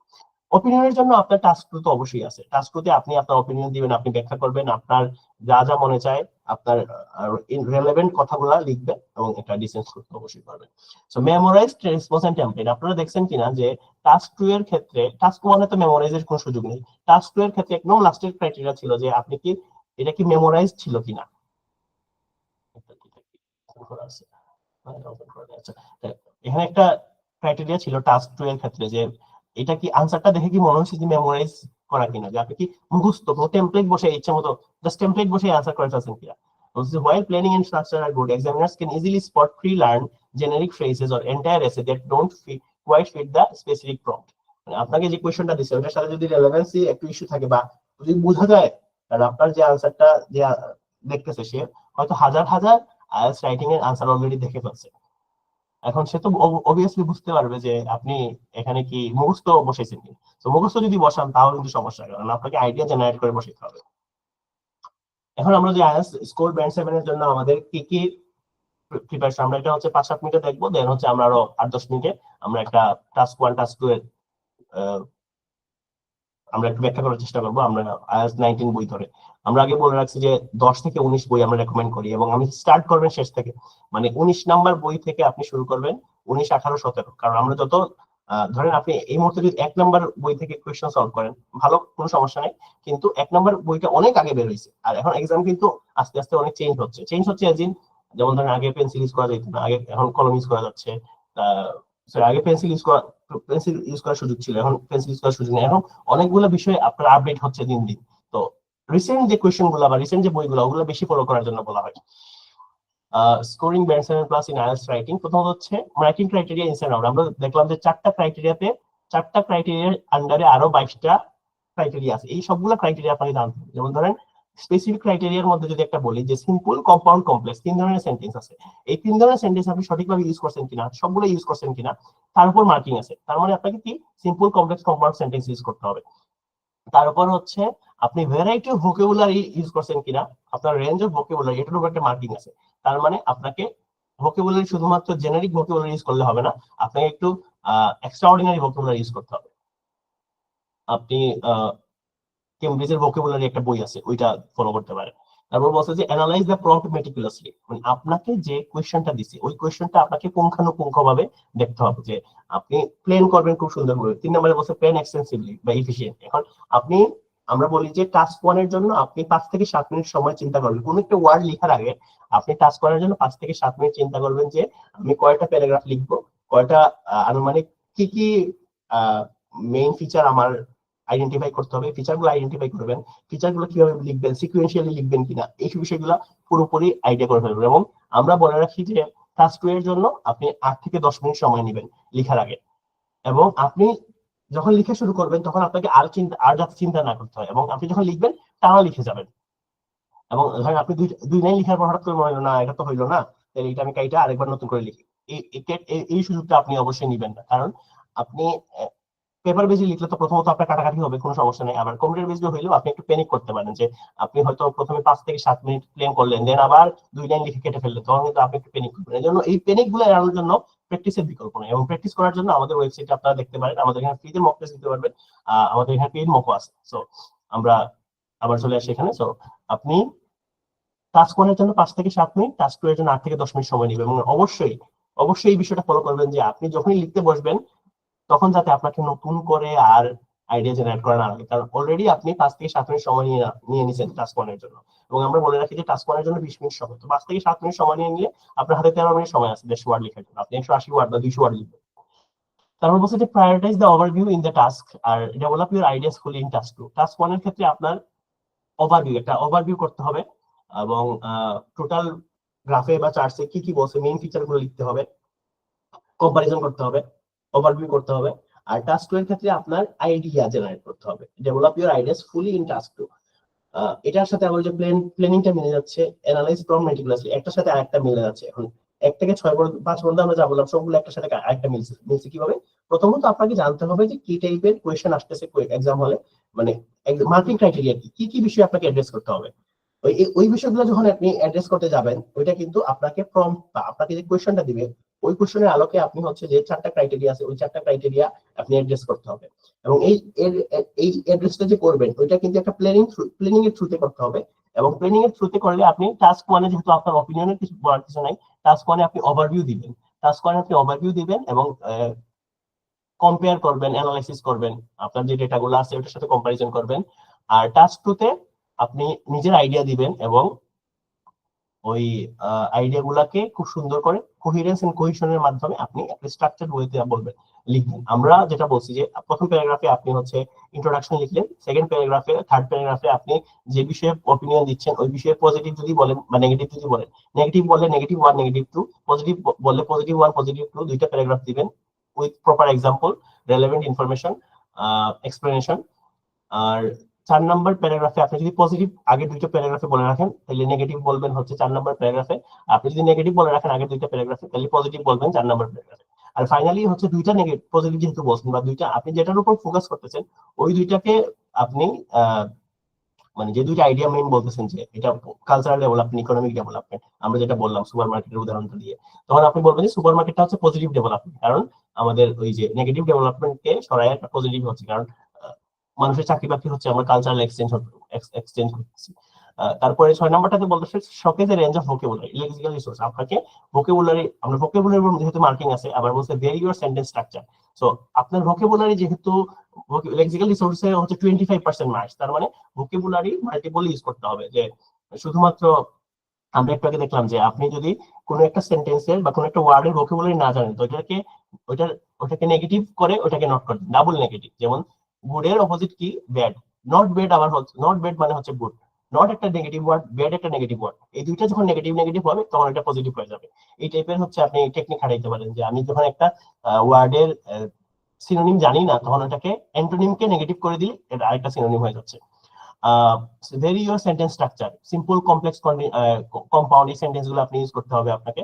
Ensure coherence and cohesion through effective linking, linkers গুলো ইউজ করতে হবে, দো অলদো, তারপর হচ্ছে একটা সেন্টেন্সের সাথে একটা সেন্টেন্স লিংক করার জন্য যে word, in addition, furthermore, firstly, secondly, finally, বা হচ্ছে in conclusion, to summarise, to sum up, এই কথাগুলো আপনাকে লিখতে হবে। তারপর হচ্ছে proofread meticulously and for request. So আপনি কিন্তু 20 মিনিট প্রথম টাস্ক ওয়ানে, টাস্ক করতে 40 মিনিট। সো আমরা বলি যে 50 মিনিটের মধ্যে সম্পূর্ণ লেখাটা শেষ করতে পারলে খুবই ভালো হয়। তাইলে আপনি লাস্ট 10 মিনিট আপনি দেখবেন যে কোথাও কোনো স্পেলিং এরর আছে কিনা। আপনি যদি ধরেন 9 আউট অফ 9 পাওয়ার মতো, কিন্তু আপনার যদি একটা বা দুটি স্পেলিং এরর থাকে তখনও কিন্তু আপনার হয়তো এটা 8.5 হয়ে যেতে পারে। Practise regularly and get feedback. So আমরা বলতেছি প্র্যাকটিসের কোনো বিকল্প নাই, এবং আপনি অবশ্যই এমন কোনো প্ল্যাটফর্ম ইউজ করবেন যেখানে হচ্ছে আপনাকে ফিডব্যাক দেওয়ার সুযোগ থাকবে। কারণ রাইটিং এর ক্ষেত্রে কিন্তু স্পেসিফিক আনসার আপনি পাচ্ছেন না, সাথে সাথে আপনি মার্কিংটা পাচ্ছেন না। রিডিং এবং লিসেনিং এর ক্ষেত্রে আপনি মার্কিংটা সাথে সাথে পাচ্ছেন, কিন্তু রাইটিং এর ক্ষেত্রে আপনি সাথে সাথে মার্ক পাচ্ছেন না। এজন্য হচ্ছে কোনো একটা ভ্যালিড প্ল্যাটফর্মে আপনি যদি মক টেস্ট দেন, যেমন আমাদের প্ল্যাটফর্ম জ্ঞানখড়.com এ আপনি মক টেস্ট দিতে পারেন, তখন আপনি যে মক টেস্টটা দিবেন ওইটা হচ্ছে আমাদের যারা এক্সপার্ট আছে তারা দেখে আপনাকে একটা মার্কিং দিবে, আপনাকে একটা ফিডব্যাক দিবে। এই হচ্ছে আমাদের আজকের পুরো সেশনটা। এখন আমরা দেখবো যে এই যে আইএলটিএস 19 এর যে আমাদের হাতে সময় আছে 8 মিনিট, তো আইএলটিএস 19 এ আমরা টাস্ক 1 টাস্ক 2 এর একটা উদাহরণ দেখবো। এটা হচ্ছে আপনার আইএলটিএস 19 এর বই। এখানে এখানে দেখা যাচ্ছে যে আপনি 9 হচ্ছে এক্সপার্ট ইউজার, 8 হচ্ছে ভেরি গুড ইউজার, 7 হচ্ছে গুড ইউজার। কারণ আমরা এটলিস্ট টার্গেট করব 7, বিয়ার মিনিমাম 7, যাতে আমরা গুড ইউজার হিসেবে আমাদের নিজেকে আইডেন্টিফাই করতে পারি। 6 হচ্ছে কম্পিটেন্ট, তারপর modest, limited, extremely limited, intermediate user, non user, did not attend the test, 0। এটা হচ্ছে লিসেনিং, তারপরে হচ্ছে 4টা ক্রাইটেরিয়া, তারপরে রিডিং এ 3টা প্যাসেজ, তারপরে হচ্ছে রাইটিং এর। যে দেখেন এটা হচ্ছে লাইন গ্রাফ। এটা আমাদের কোশ্চেনের প্রশ্ন ছিল 7টা। তো আমরা টাস্ক 1 টাস্ক 2 তে আমরা 4টা কোশ্চেন, টাস্ক 1 এ 4টা কোশ্চেন, টাস্ক 2 তে 4টা কোশ্চেন, আমরা এই 4টা কোশ্চেন দেখে বলবো যে কোনটা কোন ক্রাইটেরিয়া। এখানে বলছে যে the graph below gives information of numbers of participants for different activities in one social centers in Melbourne, Australia for the period 2000 to 2020. Summarize the information by selecting and reporting the main features. এটা হচ্ছে main, আর and make comparison where relevant। তার মানে task আমাদের কি, আমাদের task হচ্ছে আমাদের ইনফরমেশনগুলো সামারাইজ করতে হবে মেইন ফিচারের মাধ্যমে রিপোর্ট করে, আর হচ্ছে কম্পারিজন করতে হবে। এই যে দেখেন এটা হচ্ছে লাইন গ্রাফ। টাস্ক 2 তে বলতেছে যে সাম পিপল থিংক দ্যাট, এই যে দেখেন you should spend about 40 minutes in this task, you should spend about 20 minutes in this task. Some people think that competition at work, at school and in daily life is a good thing. Others believe that we should try to cooperate more rather than competing against each other. Discuss both views and give your own opinion. এই যে দেখেন আমরা কিন্তু এর আগে বলে রাখছি, এখানে বলছে give reasons for your answer and include any relevant examples from your own knowledge or experience. Write at least 250 words. এখন এখানে দেখেন আমরা কিন্তু একটু আগেই বলছি আমাদের এরর কি হয়, আমরা ডিসকাস বোথ ভিউজ বলছি, আমরা কিন্তু শুধুমাত্র একটা ভিউ যদি বলি। এখানে বলছে যে কম্পিটিশনটা গুরুত্বপূর্ণ কাজ এবং ডেইলি লাইফের ক্ষেত্রে। তার মানে এখন আপনি যদি বলেন যে না কম্পিটিশনটা আমাদের আনহেলদি, কম্পিটিশনটা করা উচিত না, তাইলে আমরা কম্পিটিশন করা উচিত না, আমি মনে করি যে কম্পিটিশন করা উচিত না। এখন জাস্ট বললাম যে আমি আনহেলদি বললে কিন্তু হবে না, আপনাকে বোথ ভিউ বলতে হবে। কম্পিটিশনের পজিটিভ জিনিস কি, কম্পিটিশন আপনাকে মোটিভেট করতেছে। নেগেটিভ জিনিস কি, এটা অনেক সময় এক্সেসিভ কম্পিটিশন হলে এটা নেগেটিভ হইতে পারে। Almost discuss both view, discuss করে আপনার অপিনিয়ন দিতে হবে। তারপরে এটা হচ্ছে টেস্ট 1 গেল, টেস্ট 2 তে কি আছে দেখি। এবং আমাদের এই বইগুলোতে কিন্তু একটা মডেল আনসারও দেওয়া আছে, আপনারা আনসারটা দেখতে পারেন একদম শেষে। টাস্ক 1 এ বলছে, টেস্ট 2 তে টাস্ক 1 এ বলছে the plans below show a Harvard in 2000 and now how it looks today. Summarize the information by selecting and reporting the main features and make comparisons where relevant. আমরা task 1 এর ক্ষেত্রে 7টা criteria দেখছিলাম। আগের কোশ্চেনে দেখছি bar graph, sorry line graph. এই কোশ্চেনে হচ্ছে ডাবল চার্ট, দুইটা দুইটা চিত্র।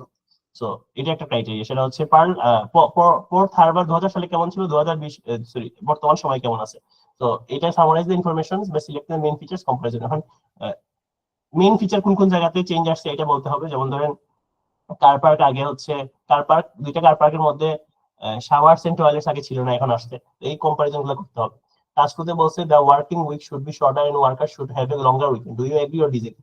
তার মানে আপনাকে দুইটা বিষয়ে ব্যাখ্যা করতে হবে, তারপর একটা এগ্রিমেন্টের কথা বলতে হবে কোন জায়গাতে আপনি এগ্রি আছেন।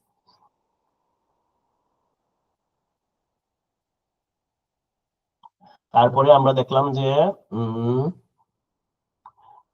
এই যে আমরা আরেকটা দেখলাম না যে প্রসেস ডেসক্রিপশন, এটা আরেকটা ক্রাইটেরিয়া।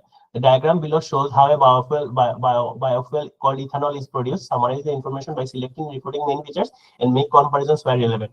এটা আপনি দেখতে পারেন, এখানে দেখেন স্টার্ট করছে energy harvesting, pre processing, cellulose processing, sugars, microbes add করার পর ইথানল, তারপর হচ্ছে ইথানল থেকে অনেকগুলো কার্বন ডাই অক্সাইড, তারপরে কার্বন ডাই অক্সাইডের মাধ্যমে আবার আগের প্রসেসে গেছে।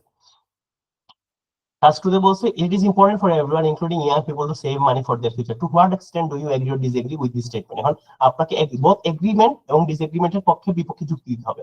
মানে আমরা যেটা বলি যে আপনি যদি এগ্রি হন তখন দুইটা এগ্রিমেন্টের পক্ষে দুইটা দিবেন, ডিসএগ্রি আর একটা ডিসএগ্রির পক্ষে দিবেন। আপনি বলেন যে ডিসএগ্রি, যে আমি মনে হয় যে আমি মনে করি যে কি হয় ওটা, এটা হোয়াট এক্সটেন্ট আপনি কমপ্লিটলি এগ্রি দিতে পারেন, সামহাট এগ্রি দিতে পারেন, বা কমপ্লিটলি ডিসএগ্রি দিতে পারেন, বা সামহাট এগ্রি দিতে পারেন। এটা বলতে পারেন। অথবা বলতে পারেন যে অল্প বয়সে টাকা জমানো দরকার, বৃদ্ধ বয়সে টাকা জমানো দরকার না, এটাও বলতে পারেন। এবং এখানে কিন্তু কোনো রাইট এবং রং আনসার নাই। আপনি যে কথাটা বলবেন এটা যদি কমন সেন্সে শুনতে, মানে কমন সেন্সে, যেমন আপনি যদি বলেন না টাকা, আমার মনে হয় না টাকা জমানো দরকার আছে, এটা শুনতে মনে হচ্ছে না এটা তো রং। কিন্তু আপনি যদি রেলেভেন্ট এক্সাম্পল দেন যে আমাদের জীবন কিরকম, আমরা তো জাস্ট কিছুদিন পরেই মারা যাবো, তাই না? আমাদের অবশ্যই একটা এক্সপায়ারি ডেট আছে। তার মানে এখন আমরা যদি টাকা সেভ করে কি আমাদের কোনো ফায়দা আছে? এখন আপনি এটা বলতে পারেন যে আমরা হচ্ছে খাবো দাবো ঘুরবো পৃথিবী দেখবো, এই টাইপের যদি আপনি কথা বলেন, এটাও যদি আপনি রেলেভেন্ট উদাহরণের মাধ্যমে দিতে পারেন। আপনি এখানে বলছে ওন নলেজ অর এক্সপিরিয়েন্স, কথা সত্য হইতে হবে এমন কথা নাই। আপনি আপনার এক্সপিরিয়েন্স থেকে দিবেন বা নলেজ থেকে দিবেন, ওইটা মানে আপনি যেটাই লিখবেন ওটার এগেইনস্টে আপনি ভ্যালিড এক্সাম্পল দিতে হবে। এটা হচ্ছে টেস্ট 3 গেল, আমরা এখন টেস্ট 4 দেখে তারপর আমরা ক্লোজ করে দিব আজকে। ও, টেস্ট 4 এ বলছে এটা হচ্ছে পাই চার্ট। তারপরে আমরা চারটা কোয়েশ্চেন দেখলাম, বার গ্রাফ, প্রসেস ডায়াগ্রাম, তারপর হচ্ছে মাল্টিপল ইমেজ। এখানেও মাল্টিপল ইমেজ আছে। So, এখানে বলতেছে যে the chart show below give information on the location and types of dance classes young people in a town in Australia are currently attending. Summarize the information by selecting and reporting the main features and make comparisons where relevant. আপনি এই বিষয়টা ব্যাখ্যা করবেন, ব্যাখ্যা করে হচ্ছে comparison করবেন। বলছে যে in many countries nowadays consumers can go to supermarket and buy food produce all over the world. এই যে এখানে আমরা উদাহরণ দিছিলাম। Do you think it is a positive or negative development? আপনি যদি পজিটিভ বলেন দুইটা উদাহরণ দিবেন, নেগেটিভ আর নেগেটিভ বললে নেগেটিভের দুইটা উদাহরণ দিয়ে পজিটিভের একটা এগেইনস্টে বলবেন। এই হচ্ছে আমাদের আজকের সেশন ছিল। সো আমরা একটু আপনাদের জন্য প্ল্যাটফর্মটা ওপেন করে দিই।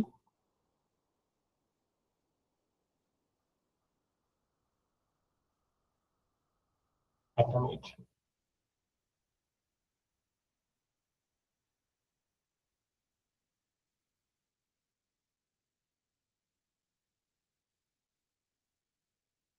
আচ্ছা, আপনারা এখন মাইক্রোফোন অন করতে পারবেন। আমাদের গতদিন একটা ইস্যু ছিল, এজন্য আমরা সবার মাইক্রোফোনটা অফ করে দিয়েছিলাম। সো আপনাদের যদি কোনো কোয়েশ্চেন থাকে আপনারা একটু কাইন্ডলি বলতে পারেন, রাইটিং নিয়ে বা ইন জেনারেল আইএলটিএস এর কোনো বিষয়ে। আপনাদের কারো যদি কোনো কোয়েশ্চেন থাকে, আমরা পুরোটা সেশন একবারে নেওয়ার চেষ্টা করলাম যাতে হচ্ছে কোনো ইস্যু না অ্যারাইজ করে। এখন আপনারা হচ্ছে একটু যদি বলতে চান, কারো কোনো কোয়েশ্চেন থাকে চ্যাট বক্সে লিখতে পারেন। আচ্ছা, চ্যাট বক্সে কি ওপেন আছে? Chat box টা- আচ্ছা, আপনি চ্যাট বক্সেও লিখতে পারবেন। আচ্ছা, হ্যান্ড রেজ করছেন জিহান ভাইয়া, আপনি বলেন কি কোয়েশ্চেন আপনার। জি ভাইয়া, আমার একটা কোয়েশ্চেন ছিল যে আমি লাস্ট একবার পরীক্ষা দিছিলাম আর কি আইএলটিএস ডিসেম্বরে। তখন আর কি আমার রেজাল্ট একটু বের আসছিল listening are reading a, R overall writing R speaking এ মোটামুটি ভালো আসছিল আর কি। So listening are reading a কিভাবে আমি 7.5 বা 8 এর ব্যান্ডে এটা এক্সপিরিয়েন্স গেদার করতে পারি, তুমি বলতে। প্রথম আপনার আনসারটা দেওয়ার আগে আমি একটু বলে রাখি যে আপনি কাইন্ডলি আমাদের গ্রুপে আমরা স্লাইড শেয়ার করে দিয়েছি লিসেনিং ও রিডিং এর লেকচারে। গতকালকে আমরা 1.5 ঘন্টার সেশন নিয়েছি, এর আগের দিন আমরা 1.5 ঘন্টার সেশন নিয়েছি লিসেনিং ও রাইটিং এর উপর। আমাদের ইউটিউব চ্যানেলে ভিডিওগুলো দেওয়া আছে, আপনি ওটা দেখতে পারেন।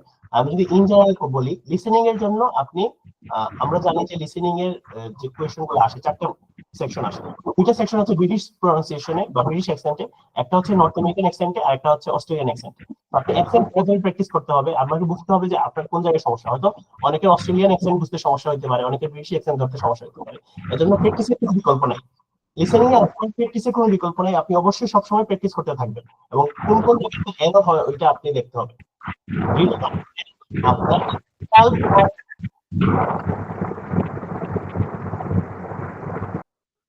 রিডিং এর ক্ষেত্রে আপনার ইন জেনারেল যে এই পড়ার অভ্যাস, আমি আপনাকে ধরেন আপনার কাছে যদি ইংরেজি বই থাকে, ইংরেজি বই যদি আপনার পড়ার অভ্যাস থাকে, তো ওইটা আপনার জন্য একটা পজিটিভ বিষয় মানে অ্যাড করবে যে আপনি কোনো একটা জিনিস পড়ে ওইখান থেকে ইনফরমেশন মাথায় নিয়ে আনসার করতে পারতেছেন কিনা।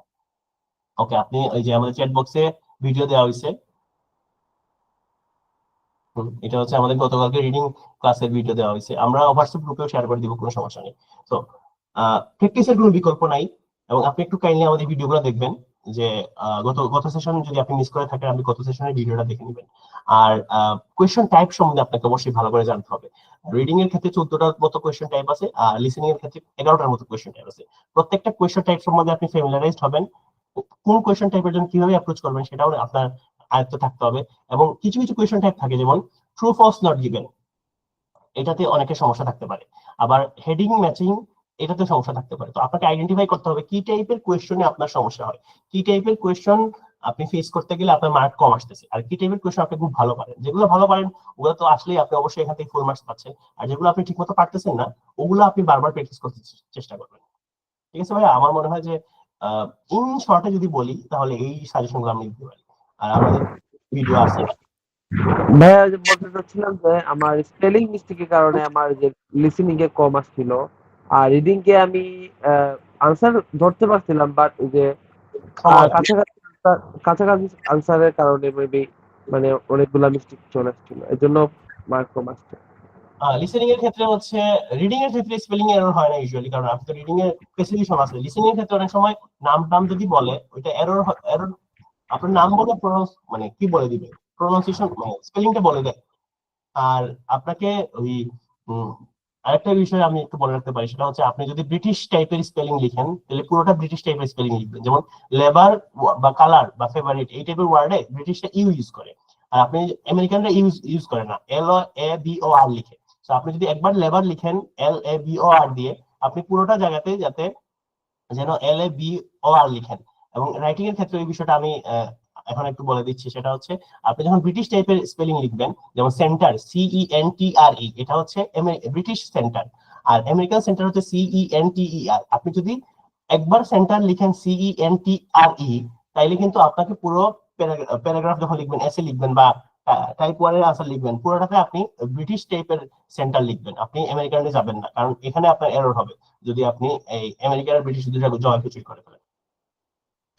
ওকে, আমাদের মাহাদি ভাইয়া আছেন, সাইদুল ভাইয়া আছেন, তানজিনা আপু আছেন। আপনাদের কারো কোনো কোয়েশ্চেন আছে কি, বা আপনাদের কোনো বিষয় জানার থাকলে আপনাদের বলতে পারেন।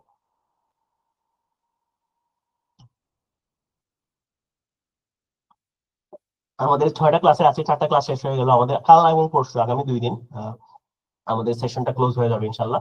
তারপরে আমাদের অলরেডি গতকাল যে সেশন পর্যন্ত ইউটিউবে আপলোড করা আছে, এবং আমাদের স্লাইড গুলো হচ্ছে আমরা গ্রুপে শেয়ার করে দিচ্ছি। সো আপনাদের কারো যদি কোনো ক্লাস মিস যায়, সেক্ষেত্রে আপনার ইউটিউব থেকে আমাদের ভিডিওগুলো দেখে নিতে পারেন।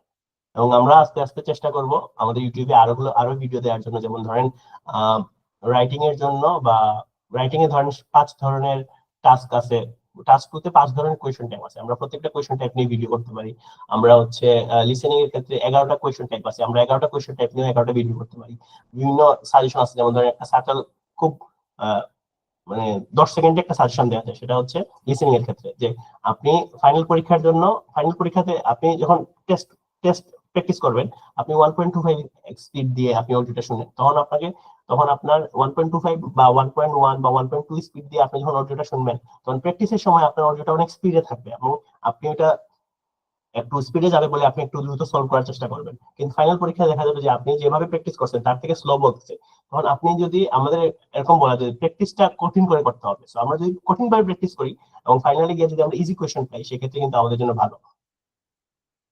এটা একটা উদাহরণ, মানে কি স্যার, ইজি সাজেশন হতে পারে আপনাদের জন্য। ওকে, আমার মনে হয় আপনাদের কারো কোনো কোয়েশ্চেন নাই, সেই ক্ষেত্রে আমরা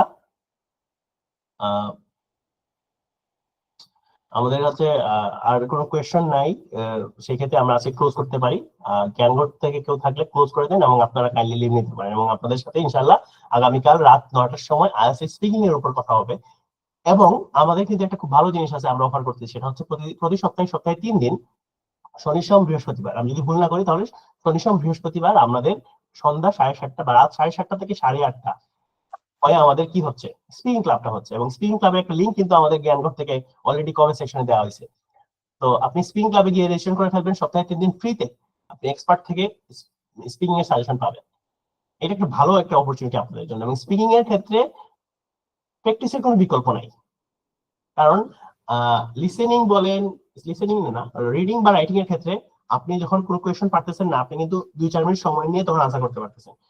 কিন্তু স্পিকিং এর ক্ষেত্রে আপনাকে কিন্তু ইনস্ট্যান্ট আনসার করতে হচ্ছে। আপনাকে হয়তো কোয়েশ্চেন করবে, আপনি হয়তো আরেকবার বলতে পারেন যে কোয়েশ্চেনটা আরেকবার বলেন আমাকে কাইন্ডলি, কিন্তু আপনাকে ইনস্ট্যান্ট যদি আপনি আনসার করতে না পারেন, সেক্ষেত্রে কিন্তু এক্সামিনার আপনাকে বলবে যে না, আপনার ফ্লুয়েন্সিতে সমস্যা আছে। তার মানে ফ্লুয়েন্সিতে সমস্যা থাকা মানে কি, আপনি সঠিকভাবে কথা বলতে পারবেন না। আর সঠিকভাবে কথা না বলার মানে কি, আপনি যখন দেশের বাইরে যাবেন পড়তে, তখন আপনি প্রফেসররা যখন ক্লাসে আপনাকে কোয়েশ্চেন করবে, আপনি আনসার করতে পারবেন না। কারণ আপনি যদি কোনো কমিউনিকেশনই করতে না পারেন, তাহলে কিন্তু আপনার পড়ালেখা বলেন বা আপনার বিদেশে যাওয়াটা বলেন, ওইটাই বন্ধ হয়ে যাবে।